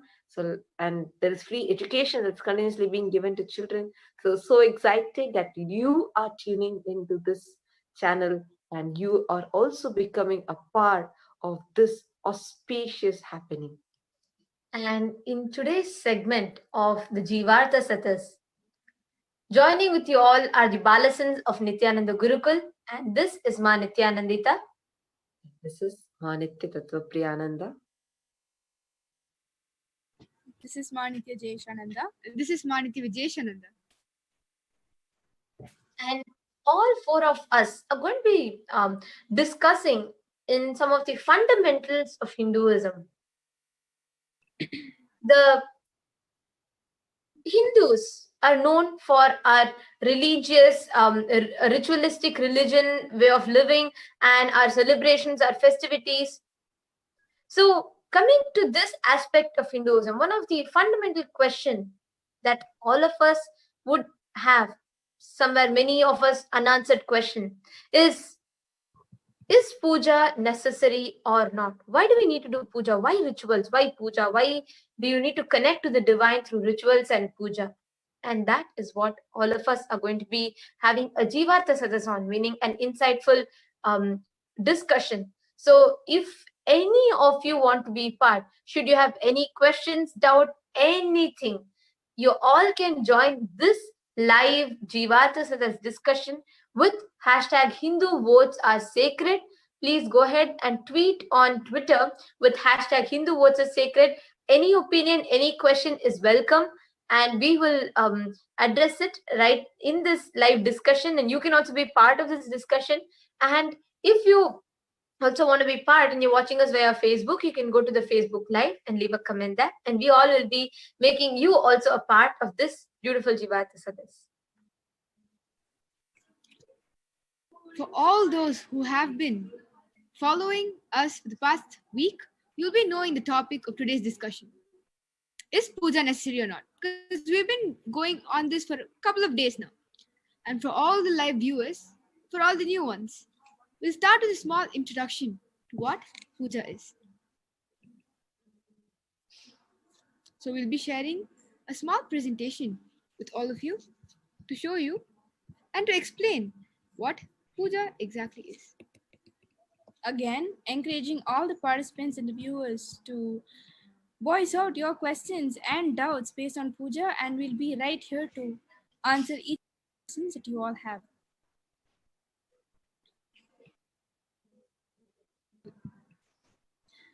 There are many kinds of pujas for specific situations and occasions, but the fundamental elements remain the same. Every puja welcomes the divine as an honored guest. The sequence of the puja contains all the elements of hospitality and appreciation for the presence of a beloved and distinguished visitor. During the puja, devotees welcome the guests and present offerings of flowers, water for washing, that is symbolized by a small cup or spoonful, clean clothing, represented by a piece of fabric, scented oil and food. They also burn incense and light lamps to delight the senses and brighten the occasion. Puja is actually a very integral part of all our lives. But the youth of today actually don't really understand the significance of doing pujas, because in today's world, puja is not a topic that has been spoken about, or a topic that has been explained about by all our previous generations. So today, we're going to be getting a little into that. Swamiji says, manifesting powerful cognitions about the universe is bhakti, and manifesting cognitions about everything that exists is puja. Puja is the time you naturally manifest most powerful sacred cognition about life, about universe, and about God. This is so beautifully told by His Divine Holiness, because if you see, the one thing that the current world lacks is the power of cognitions, and we don't have enough information on the religion that we are born into.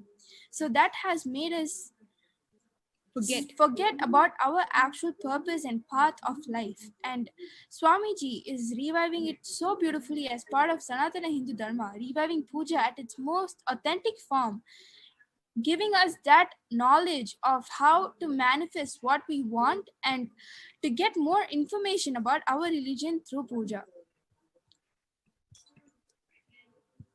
Pujas are a simplified form of homas.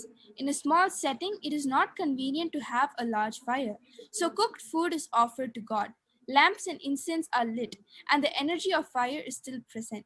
Into the air around us, we utter words of prayer which draw down the energy of space. Then we light the lamp and incense, welcoming the energy of fire. Our small cup of water close to the lamp receives the fire energy, and from that we make our offerings to quench the guest's thirst and to provide his bath. At the end of the puja, we give the offerings back to the earth and consume the blessed food. If we do these actions with sincerity and intensity, they connect us with the energy of the universe. And this is exactly why Our ancestors were so advanced in everything they did. They radiated so much of energy, of positivity, due to every time they start doing something, it's always a gratitude to the divine. Anything they do is always from the space of gratitude. By offering puja, they simply connect, receive that, and become that. It is very beautiful.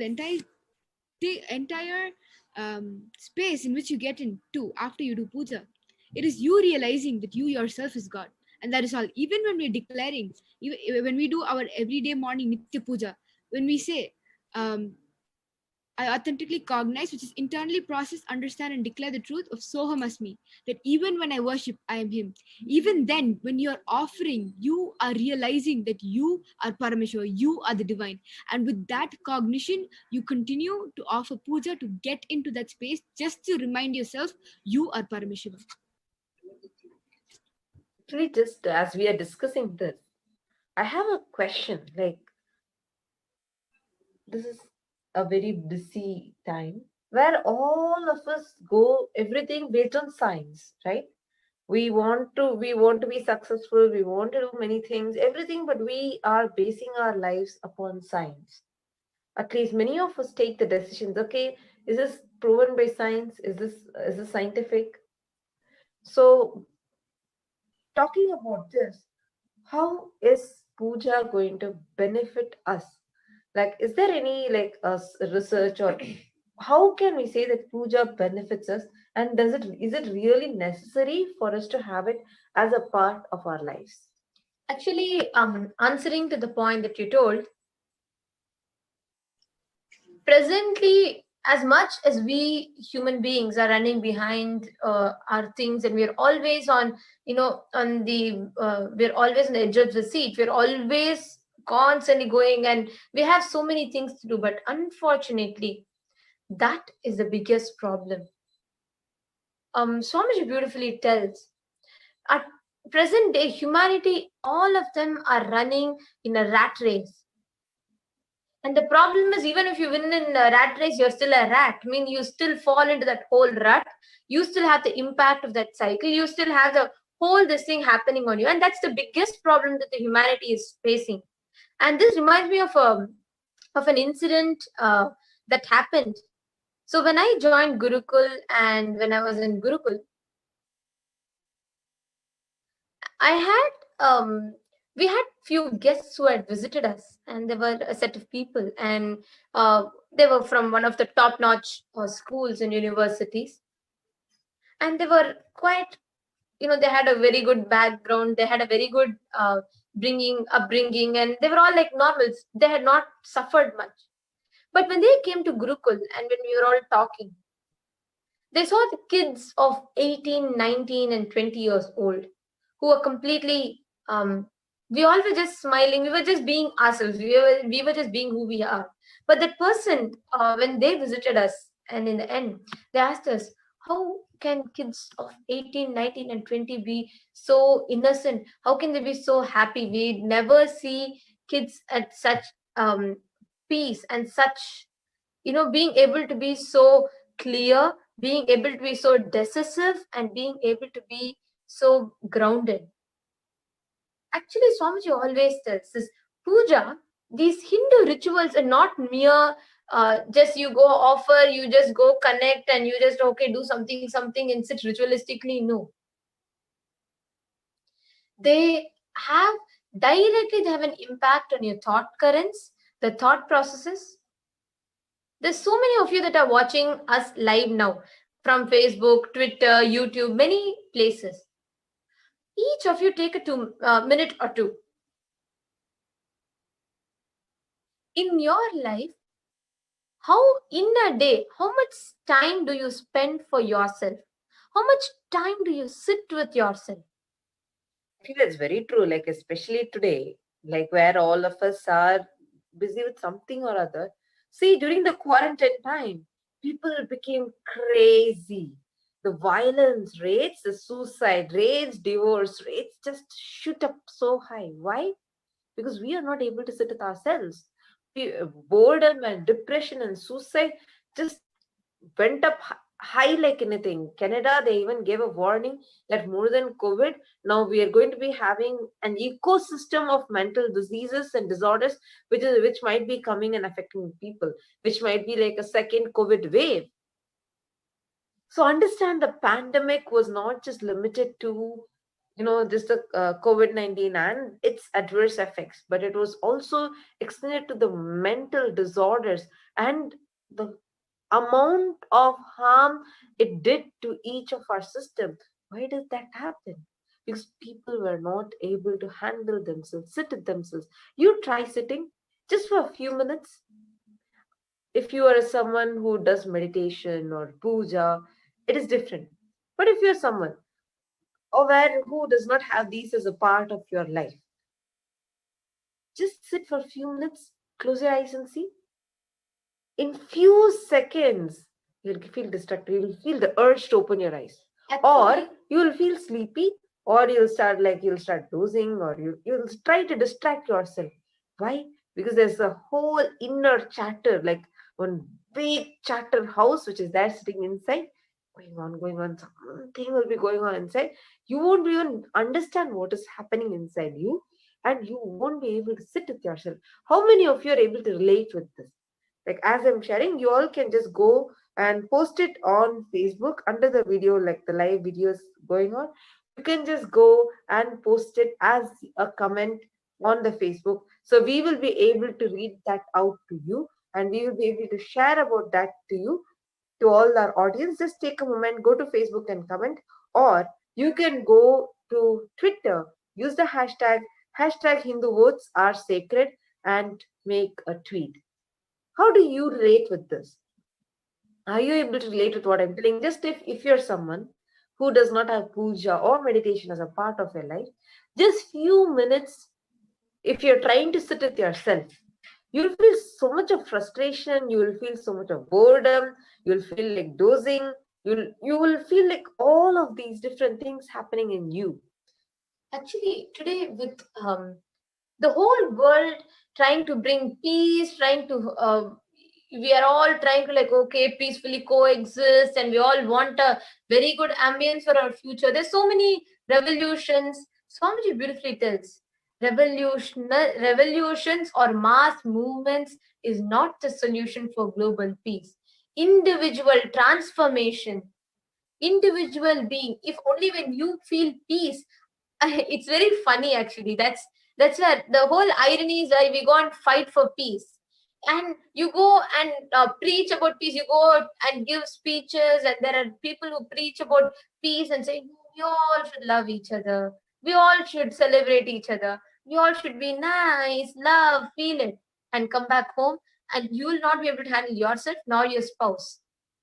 So that is exactly how it is, where we have no time. We run around constantly, looking for the pressure that the society puts on us on success.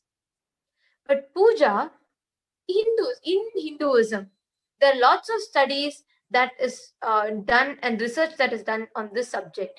In Hinduism, people who do puja have been much more successful in their life. Actually, as you're watching, your viewer, if you're watching, just go to Facebook. Under the Facebook comments, just leave a comment. What do you feel about this? According to you, is puja necessary or not? Just take a few minutes, and also you have the option to go vote. So you can go to kailasa.org/Hindu votes, and you can cast your vote. Do you feel that puja is necessary for our life or not?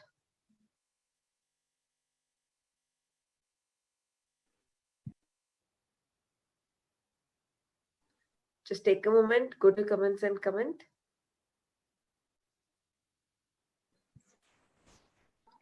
While we are waiting for all our viewers to go down and share what they feel about this topic, if puja is necessary in today's world, I just want to add one small point here.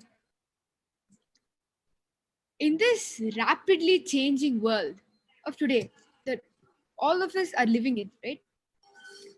Depending on a person's thinking patterns and coping skills, almost anything can cause stress. Like what Mata Tupri and Nithyananda was saying. During this pandemic, it is almost like everybody is falling into one or the other problem in their life.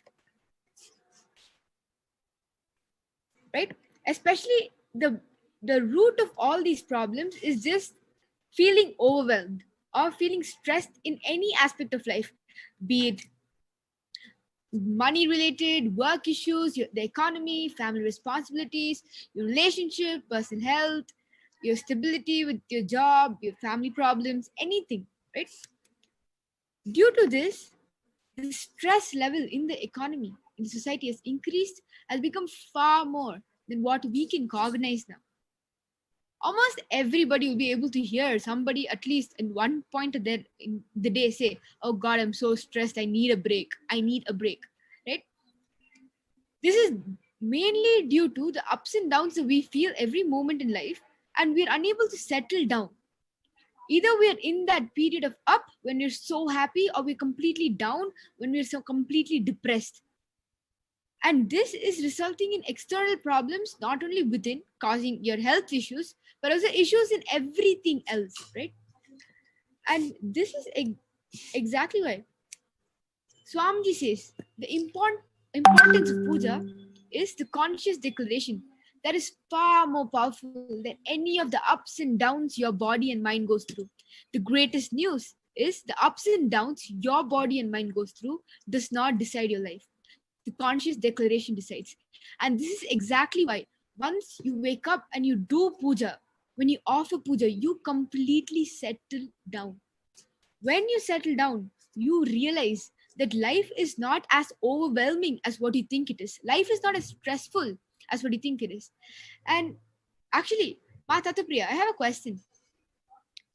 Don't you think that, teenagers or youth our age today in the world are more stressed about their lives than any other people in any other period of their lives? Absolutely. Actually, the stress hormones, the tolerance level of the stress hormones in an individual has gone up very, very high in today's, in the modern day, because so much of stress has become the new normal of our lives. People feel so, for example, as all of you are watching, just remember and see how many times you keep telling in your life, multiple times you keep reiterating in your life, oh, I have this to worry about, I have that, I have this, I have so much of stress. And when you feel that you have so much of stress, you feel like you're doing something. You feel like there is something happening in your life. When there is nothing to worry about, there is no stress on you, you feel like, oh God, like nothing, my life is not even moving. So stress has literally become the navigator of your life. But what Swamiji is showing us, when you offer puja, you can do the same amount of activities, actually 100 times more efficient. You'll be much more productive without stress. That is why Swamiji says puja is the ultimate stress buster. This is a research conducted by Harvard, which says how people who are in peace inside themselves are happiest people. So it is really in our hands to make, when we talk about global peace. Just a few days ago, we had the International Women's Day International Day Against Violence of Women. Understand, so much of violence is happening in every day in news. It's like, it has become like so common. Every day there is a murder case, there is a rape case. I was just going through the news and I was like so shocked. That is what we are in today's world.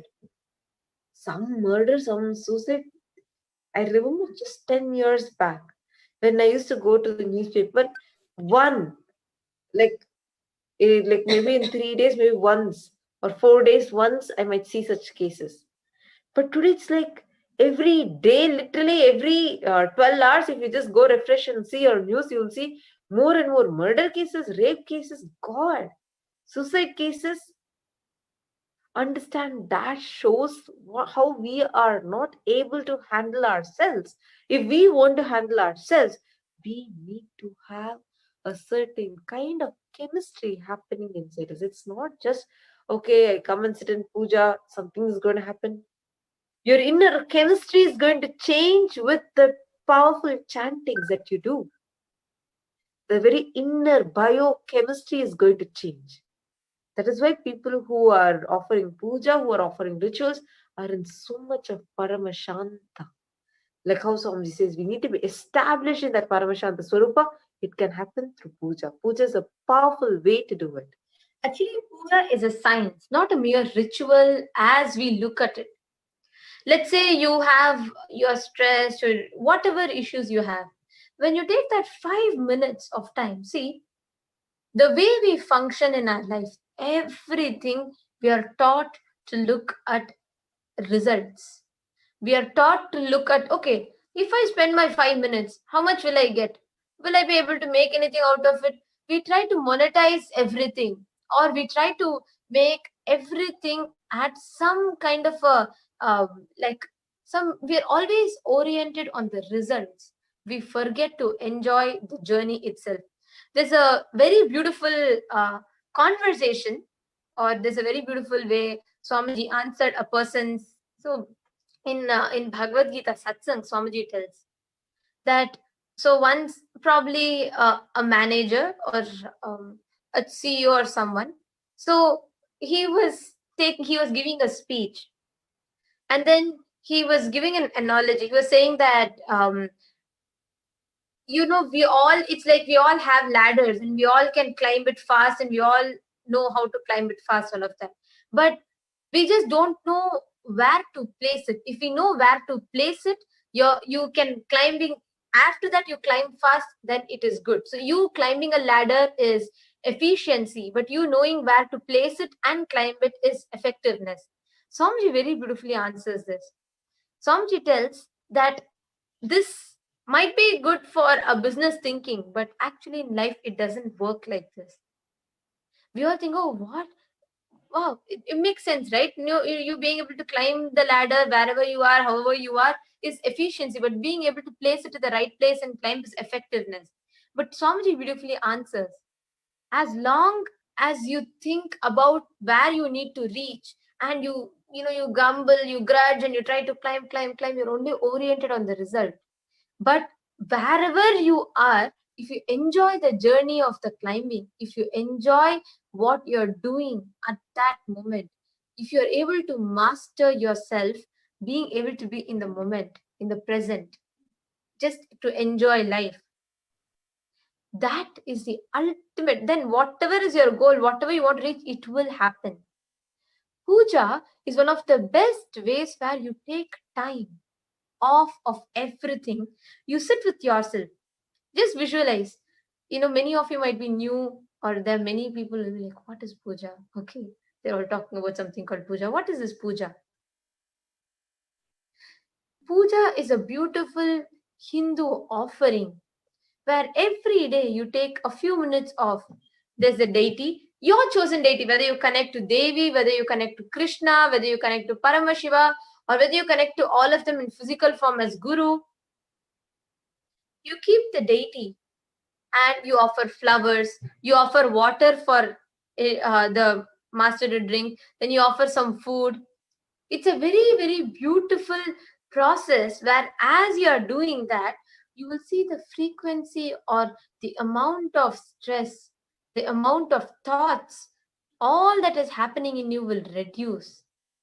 It'll all relax and settle. Another thing Because that I want for all of, yeah, please go ahead. Enjoying and being complete with the journey of your life is one aspect of you doing puja for you to establish that feeling. But the major and the most important aspect is that we're all aware that our consciousness has really dropped down from how it was 5,000 years ago.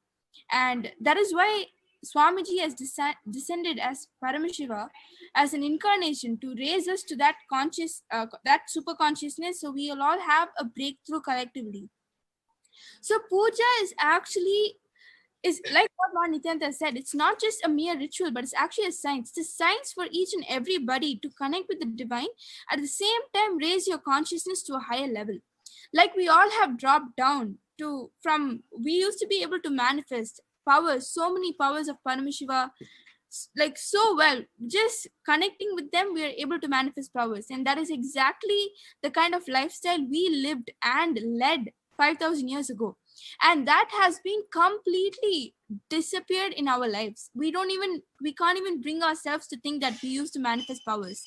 We can just look at the heroes of the movies and just wonder, oh God, how I can be like them. You can just wonder and you can just dream about it. But Paramashiva here is telling us every single day in satsang that you are Paramashiva and you used to live a life like that. We can't even bring ourselves to believe that anymore. That is how much of a lower self-esteem and image we hold, because of how our consciousness dropped. And doing puja every day will actually help us escalate to that consciousness level where we are able to manifest powers, at the same time think that we are each and every God. Like Swamiji beautifully says, God is not one, but God is oneness. So we are nothing but every single God in Hinduism. So one of the main and major component that Swamiji is reviving as part of the Sanatana Hindu Dharma is the foundation of Sanatana Hindu Dharma, that is puja. Through puja, we are able to identify ourselves and the purpose of our life through puja, and at the same time raise our consciousness. So despite the fact that puja also is a stress buster, at the same time it helps you complete with the journey of life, it actually raises your consciousness level to the consciousness level it was 5,000 years ago. So this is what I would like to share about the puja. One other thing, see, when we are recognizing, such a beautiful example you gave. See, all of us are driven to recognize about, see, what you cherish, that is what you will become. Continuously, if you keep cherishing about, let's say you love a hero, and this is very common, especially in India, right? Like we have the fan craze for celebrities is too high. So people when they are thinking, okay, of a celebrity, continuously they're cherishing that inside. Whatever ups and downs the celebrities go through, this person who's cherishing that celebrity in their inner space will also go through. If that person, if that celebrity is he's getting addicted to drugs, if he's drinking too much, if he's stressed, if he's upset, depressed, the same thing will be happening even in this person unconsciously. That is why Swamiji says it's very, very, very important. Whom you think of continuously in your inner space, whom are you cherishing? It is really important. If that person, that is why if some celebrity commits suicide, in next few days you'll see the suicide rates go high. Why? Or people feeling depressed, people giving up hope on their lives. Why? Unconsciously. What happens in the biochemistry of that celebrity reflects in this person. Same way, when you start offering puja and you start cherishing Paramashiva, when you start cherishing the cosmic form, the continuous expansion of the cosmos starts happening inside you, inside your consciousness. That's one of the most beautiful things about puja. The vision that you have about life is right now very, very, very limited. Only when you expand the vision, only when you have a larger vision of life, so many of your problems just melt down. Actually, many of us think, oh my God, I have work to do, I have this to do, I have that to do. How will I make? Why is puja so really required? Or not really, I can still meditate, I can do yoga. Why do I need to do puja in particular? See, everything in our life, every ritual in Hinduism, every activity in Hinduism, everything is designed for a particular purpose. Puja awakens the feeling of gratitude in you. It's a very, very, very important component. There's a scientific research that was done which says the more you use words which come out of gratitude, it releases a particular chemical in your brain which boosts your whole intelligence. This is a proper research. You all can Google and see. Your happiness and your intelligence is boosted when you are in the space of gratitude. Actually, this gratitude is one of the most difficult emotions to evoke. You have complaint for everything, because unfortunately that's how we are all that's how we all are molded in the society. This gratitude is it's so difficult to get, because you will have a complaint, you'll have a dissatisfaction about everything. That is why Swamiji says gratitude is the greatest attitude to have. Yes, and that gratitude is awakened during puja. Actually, we have few of you commenting on Facebook. So Asif Khan is commented. Seriously, all ashram members are in good glow in face, maybe due to the yoga. It is actually, if you see anybody who joins the Adinam, it's actually a beautiful point. Anybody who joins the Adinam, whether your features are nice or not, you'll suddenly start glowing. Anybody. That is actually because Swamiji recently told in the satsang that when you chant with so much sincerity and intensity, every single internal organs and your external organs start glowing like Paramashiva. So he said, if you want to glow like me, chant every single puja mantras with intensity.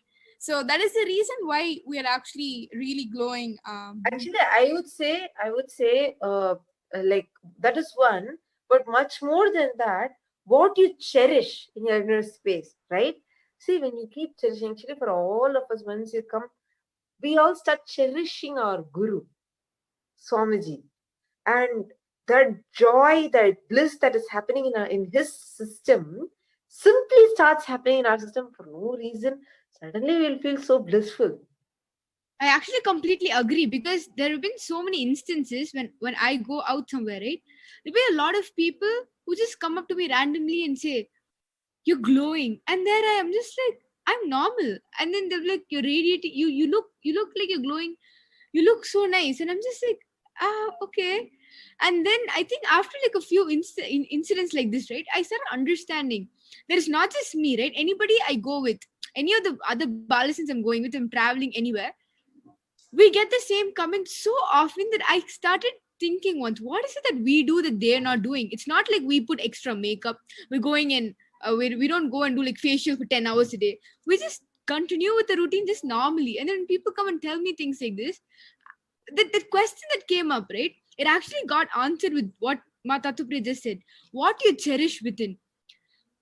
Even though I joined today or just like 5 minutes back, you can see the difference. If you take a photo before you come to the Adinam and after you join the Adinam, you can see a very significant difference between both of it. And I think it's because when one person cherishes something, right, and when the entanglement happens, when you go and you speak to another person, it just automatically you get into the same space. You automatically start radiating, you automatically start glowing. And that is most probably why almost everybody here look like they're glowing, probably because every morning we spend almost an hour just spending time with the divine. Morning Nitya Puja, chant from your navel center as loud as possible and go ahead and just spend that 1 hour of your day, just that 1 hour. Even if you're going to get stressed later, if you're going to have mood swings, it doesn't matter. That 1 hour that you spend with the divine can make so much difference in your life. And I think it's because it'll be kind of weird because all of us, right, are about around the age of 20. And seeing kids our age right now talking about completely something a lot of people will not do, because puja is not considered cool anywhere. But I think because we have experience, we have done it. Unless you experience puja, you will not be able to sit here and speak like what we are speaking right now. I'm telling you, unless you sit there and try doing puja once, just spend even 10 minutes you will understand why we are urging all of you today to try it, because we have tried it. We do it every day and we know why we do it every day. It is not like somebody's coming and telling us to do it. It is just the morning you wake up and you're just like, you know what, I have to finish my puja. It is just an almost instantly it comes from within. It's become a lifestyle for each and every Balasant and everybody in Adinam here. It's become a lifestyle. So that is why Kanchana VC, sorry, Kanchana VC has posted a comment saying, Puja is a science and process of going back. All 5 elements are realigned, and Smaroham Shivoham is Puja. Beautiful. And also Satya Singh, a person named Satya Singh is asking, what is oneness with Paramashiva? And if you all are wondering where I'm reading these from, I'm reading these out from the comments of the Facebook Live that is happening from KAILASA's HDH Nithyananda Paramashivam Facebook page. And you also can go to Twitter and tweet using the hashtag Hindu votes are sacred. So coming back to the question that Satya Singh has asked, what is oneness with Paramashiva? What does that mean? See, Satya Singh, I would like to answer for this for you. See, oneness it's a very beautiful word, right? See, you can add so many definitions to it. You can say, oh yeah, oneness means what? See, losing your duality means understanding you and whatever you understand is ultimate. You can call it consciousness, you can call it Krishna, you can call it Shiva, you can call it Swamiji, you can call it anything. The ultimate consciousness, the Paramashiva. You experiencing yourself as him as you is oneness. Where all your Swamiji gives a beautiful analogy for this, right?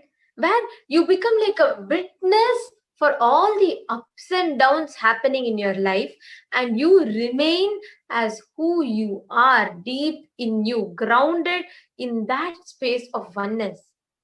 That consciousness, experiencing that you are the consciousness, is experiencing the oneness with Paramashiva. Actually, talking about experiencing oneness, experiencing consciousness, all of these might seem impossible with how many things that run in our day, how many things happen in our lives. We have to deal with people, we have to deal with so many things. But this puja is one of the best, I would say one of the most strong stepping stone into experiencing oneness and radiating that friendliness with the world. Because only through puja, when the gratitude, the emotion of gratitude is awakened in you. I'll just tell you all, the whole Adinavasis, all of us, the Nitya Puja that we do every day. Such a beautiful thing where we chant the Sadguru Vandanam, means we invoke the presence of Swamiji. Then we take a conscious resolution. We create a visualization. Okay, in this puja, this is what is my life's goal. This is what I want to manifest.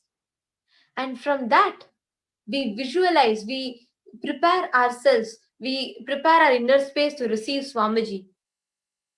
Then first, when the master comes, you offer him bouquet, you welcome him. Then you offer some water to wash his feet, padyam. Then you give him some milk to drink, madhuparka. Then after you offer him some more water to wash his hands. Then you offer him scented oil, the gandha tailam. Then you offer him the sacred bath, the snaniyam. Then you give master the clothes, dress to wear and jewels to wear, abharanam and vastram. Then some flowers like a garland. Then you offer dhupa, deepa, and then you offer some food. Then you offer him some more water to wash his hands and mouth, and then you do the aratrikam and you offer him your gratitude for coming in your inner space. Means what? You're receiving God in your inner space and you're ready for the day. The day is all set because what you think as ultimate is in you. That is oneness.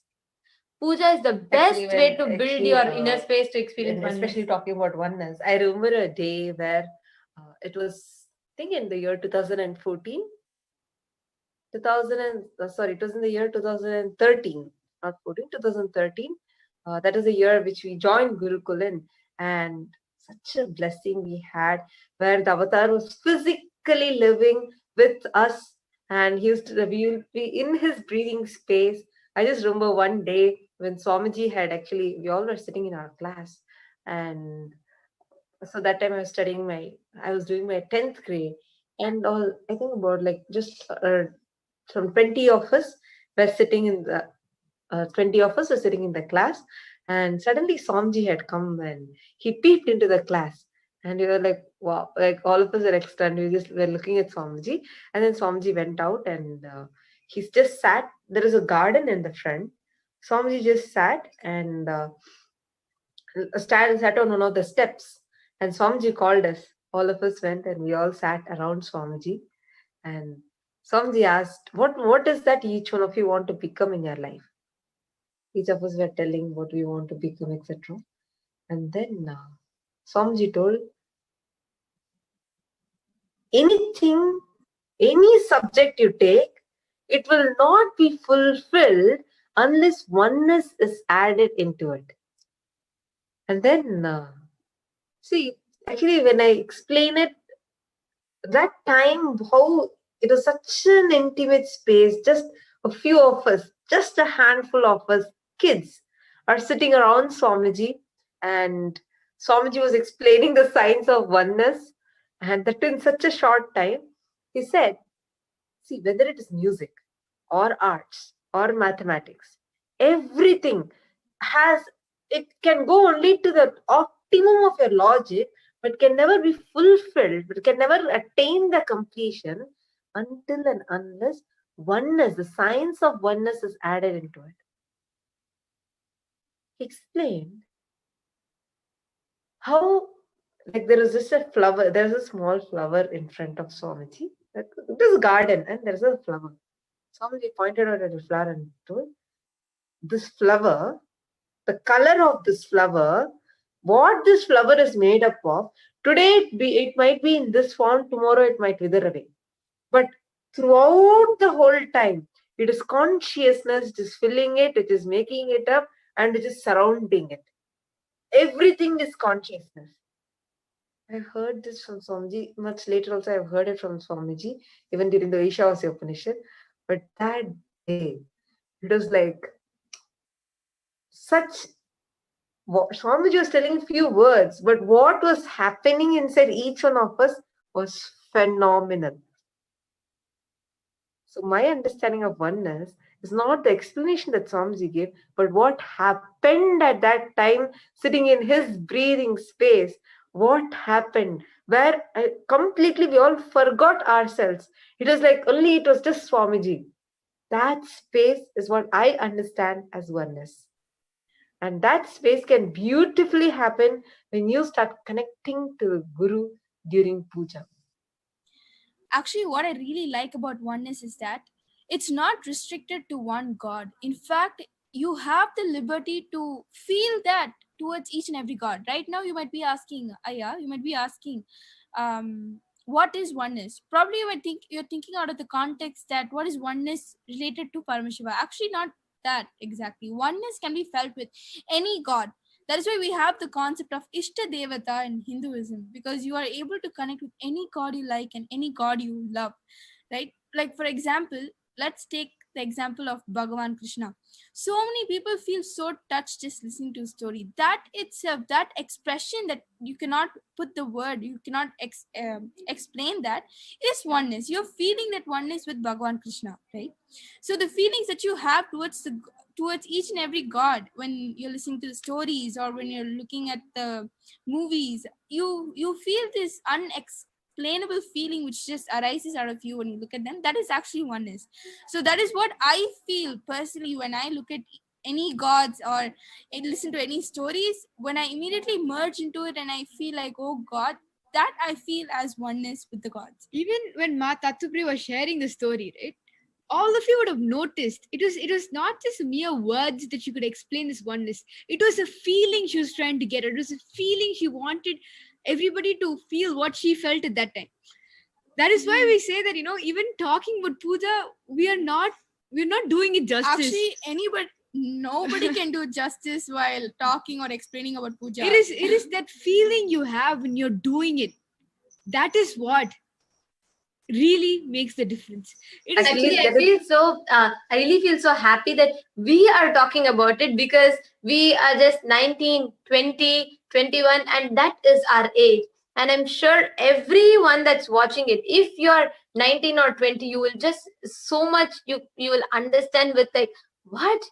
19 and 20 and someone talking about puja, really? If I even go and open my mouth about going to temple, my friends will give a look at me. But if this is the age where people say, oh, I'm going to, it is unfortunately it is become in such a situation where being on Tinder and going to dates has become more common than being able to be peaceful and being able to be conflict free, being able to handling pressure of examination and pressure of success and failure has become so much than being able to know what are the right decisions to make in life.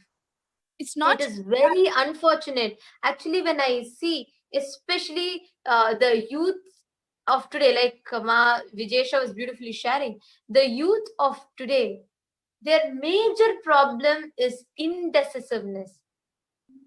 I have shared this multiple times, but I would like to share it again, where this is where I find a stark difference.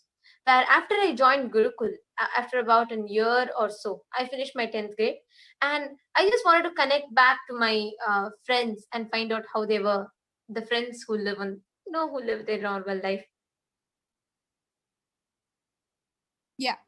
So one of the things that I would like to share about is that about today's youth, if you see, the component of gratitude has been brutally pulled out of today's generation of the world. That is why when Ma Nithyananda said that the gratitude, the feeling, which is not a very easy emotion in each and everybody, because if you see, none of us are actually grateful. How many of you have actually sat today?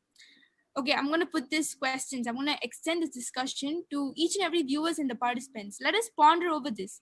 How many of you have actually sat today and thought about, okay, I'm so grateful for the legs that I have. I'm so grateful for the food that I'm eating during this pandemic. I'm so grateful for the water that is being given. Actually, it should go down to the level of saying that I'm so grateful for the air I'm breathing.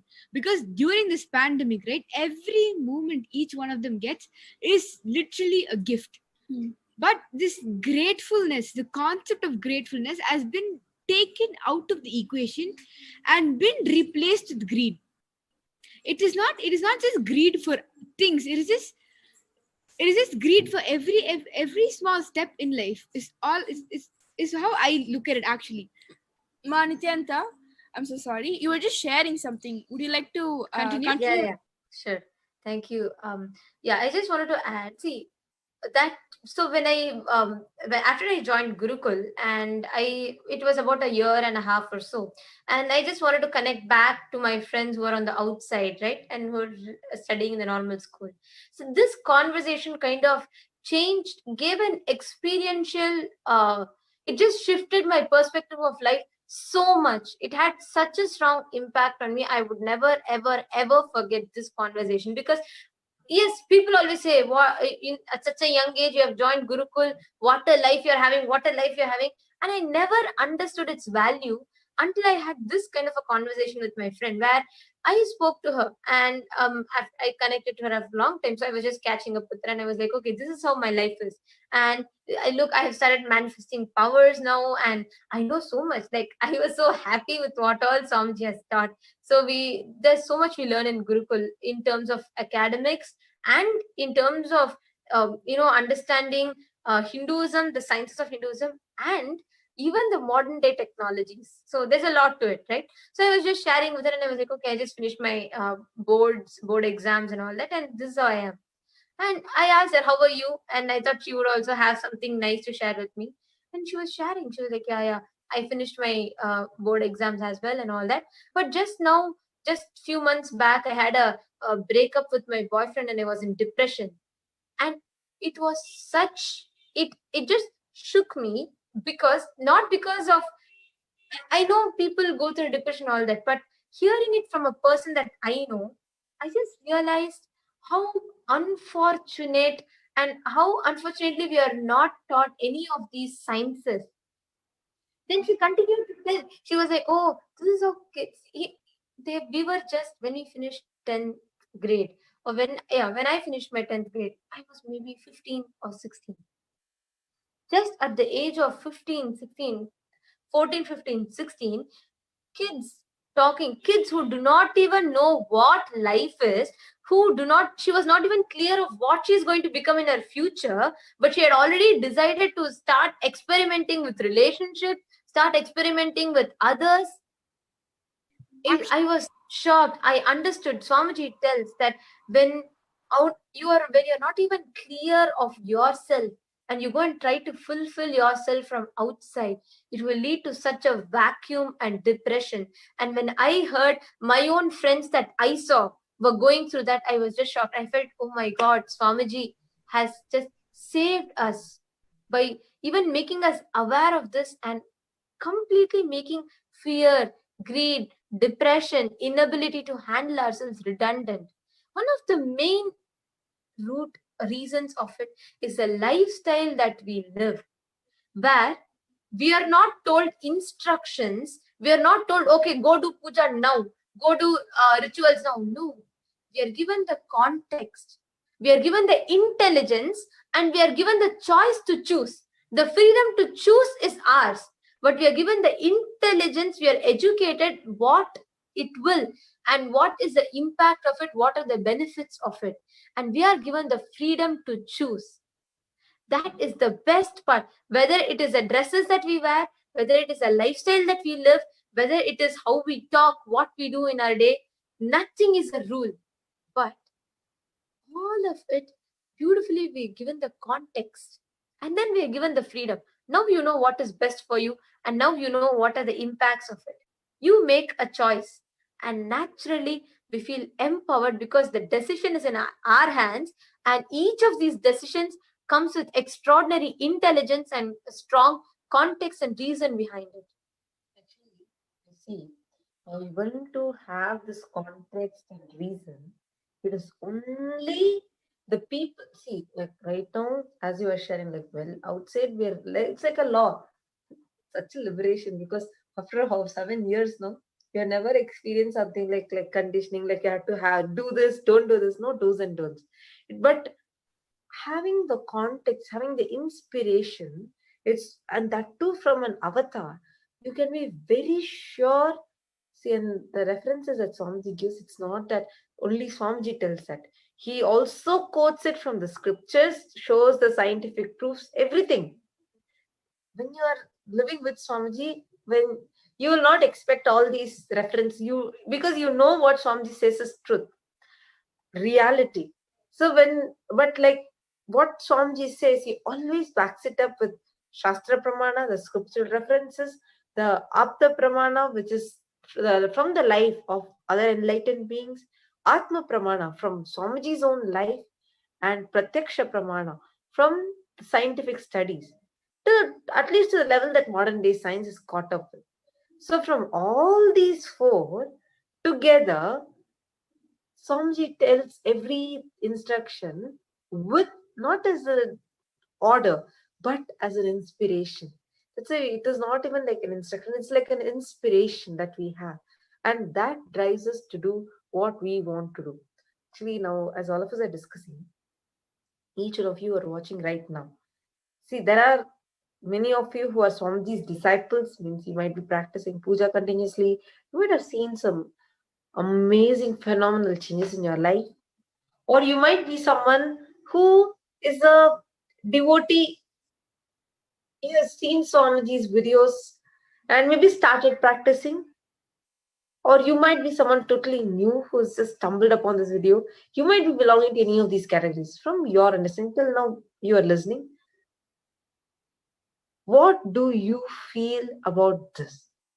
How do you feel now when we are saying about puja? What do you feel about this? Please take a moment and go and share this on Twitter, or you can even post it as a comment on Facebook. Yes, while they're doing that, I feel like I strongly urge each and every one of you who is currently lost about this topic of puja, because we're not doing any justice by explaining how we feel, or what emotions we feel when we do puja. I strongly urge each and every one of you to go and offer Pada Puja to Swamiji, for each and every one of you to feel that experience and have that experience. Because understand, just the youth of today, I have lived 18 years of my life in the outside world, and she has lived 17 years of her life in the outside world. And for us to transform so much, our outlook of the world has changed so much just through puja. I urge each and every one of you to go ahead and offer Pada Puja to Swamiji, because this experience that you will feel, the ones that we are talking, Ma Nityananda and Ma Tatupriya and myself and Ma Vijay here, the experience that we are talking, nobody's doing the justice of explaining it all to you. So I really urge each and every one of you to go and offer Pada Puja to Swamiji, so you guys will also feel that experience that we are talking about. Actually, I would say go vote now. First, go to the voting. The voting link is projected. Go to kailasa.org/Hindu votes and cast your vote now, because your vote really can enrich so many people. When you say, yes, I understand, puja has to be done. But I want some help. Anything it might be, you can just go. There's actually a box where you can leave your feedback. You want to request something, anything. So just go to kailasa.org/Hindu votes and cast your vote there now. Okay, I'm seeing many more comments that has come. Kanchana is saying, oneness is a realization experience that I am Shiva, Shivoham, the Mahavakya, Nithyananda Paramashivoham. And Munish Raja is saying, okay. And Sankalpitanaya, Nithyananda Maya, Sankalpitanaya has commented saying, Nithyanandam Swamiji. Nithyananda Maya, so happy to know that you're also watching. And Asif Khan has commented, your speaking skills are high, great in this age. I have less confidence, ma. Yeah, don't worry. Actually, it's not oratory skills or anything. It's not, to be honest, we are not trained into, like, we are not given any, okay, you have to speak, like that kind of a training is not there. It's because it's from the experience, what experience Swamiji gives, that comes out. Many times when the questions come up, it's not that we are prepared and we know the answer, but it's so powerful, such a huge blessing from Swamiji, that anyone, it's not a single person, any disciple of Swamiji, if they just sit and if they just connect with Swamiji, any question you ask also, simply the answers download. It just downloads, Swamiji just downloads it into you and you answer. That is why, because it comes from the experience, what we speak, whatever we are sharing with you, because it is coming from the experience, it doesn't it doesn't stop us, it doesn't put a self-doubt, or it doesn't say, oh, is it right, is it wrong? Those feelings don't come. Tatupriya, I have one small example to give. All of you would have heard of Srinivas Ramanujan, right? The greatest mathematician that ever existed on planet Earth. All his work is such a great contribution to the field of mathematics. But if you see, everything he has done, he credited it to the Mahalakshmi of Namakkal, his Kula Devata. He says that she is the one who came and solved all these math equations. She did it and he was just his medium. Just like that, we are just sitting here as a medium for Swamiji to flow through. It is not we sitting and practicing to speak. It just comes out so naturally. It is not because we know that it's not us doing it. Like how Srinivas Ramanujan was so clear that it was not him doing it. It was the Devi who manifested through him. All of us sitting here are so clear that it's Swamiji who's manifesting through each and every one of us. Understand that when we go on camera, when we go speak, it is not practice. It's never rehearsal. It is just, we know we are in oneness. We realize that Swamiji is manifesting through us. Actually, Asif Kanaya, you need to understand that it's not the oratory skills.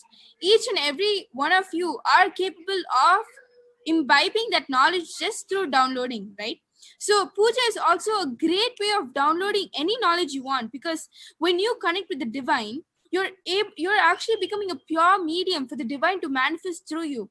That is why, if you see, when we manifest, when we do puja every morning, we actually find like golden glitters in a hand, or you can see like Jnananjan manifesting on the linga or on the pitam, or Jnananjan on top of the rice. You'll see like such different materializations happening just when you do puja, and you're not even in the intention of manifesting any powers. Just by offering the puja, you're becoming that pure medium for the divine to flow through you.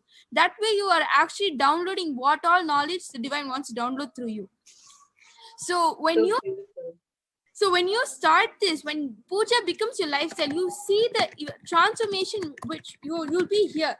The minute you start puja, you'll escalate so quickly to a higher level, because puja is actually the jump which is required for you to take for that super conscious breakthrough. That is one of the most fundamental component that we have really missed for so long. And thanks to Swamiji, he has actually come and he's reviving the science as a whole from a part of Sanatana Hindu Dharma, and giving us that knowledge and really helping us to take that leap to that super conscious breakthrough. And we really request all of you watching, come be a part of this discussion. A lot of you may be Swami. Go ahead and share your experiences that you have when you have done puja, the miracles that you have experienced, just to empower the other person watching or reading to even have an iota of the same. Yes. Now all of you can just take a moment, go to kailasa.org/Hindu votes and cast your vote. Thank you so much. I'm still saying more comments are coming. It's really wonderful. Thank you so much for your participation. Every day we are going to be having this segment where we are going to be discussing with you about this different topics of Hinduism. So get ready, and even you can also be a part of this panel. So get ready for this. Now let's conclude this session with Purna Mantra, and we are going to be entering into the most awaited part, which is the darshan of the avatar.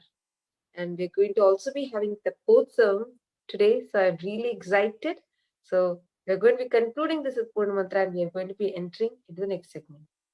Om Purnamadah Purnamidam Purnat Purnamudachyate Purnasya Purnamadaya Purnamevavasishyate. Om Shanti Shanti Shanti. Harihi Om Tat Sat Sarvam Bhagavat Shri Nithyananda Paramashiva Padukar Pranamastu. Om Nithyanandam. Thank you all. Stay tuned for the darshan of the avatar. Let's get ready.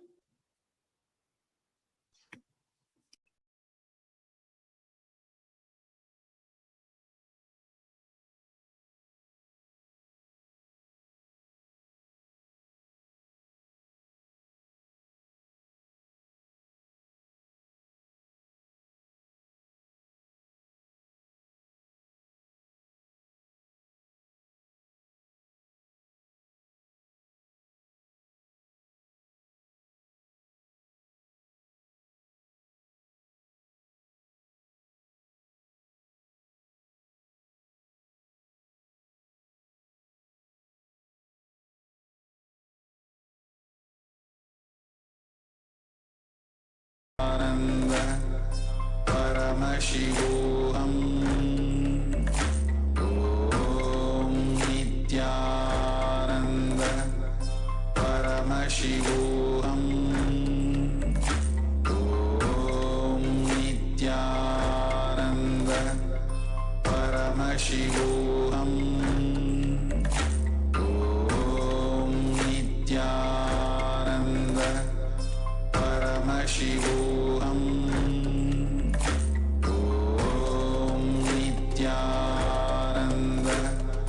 Paramashivoham.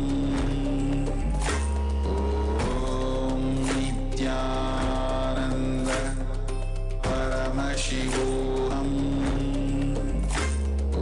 Om Nithyananda Paramashivoham.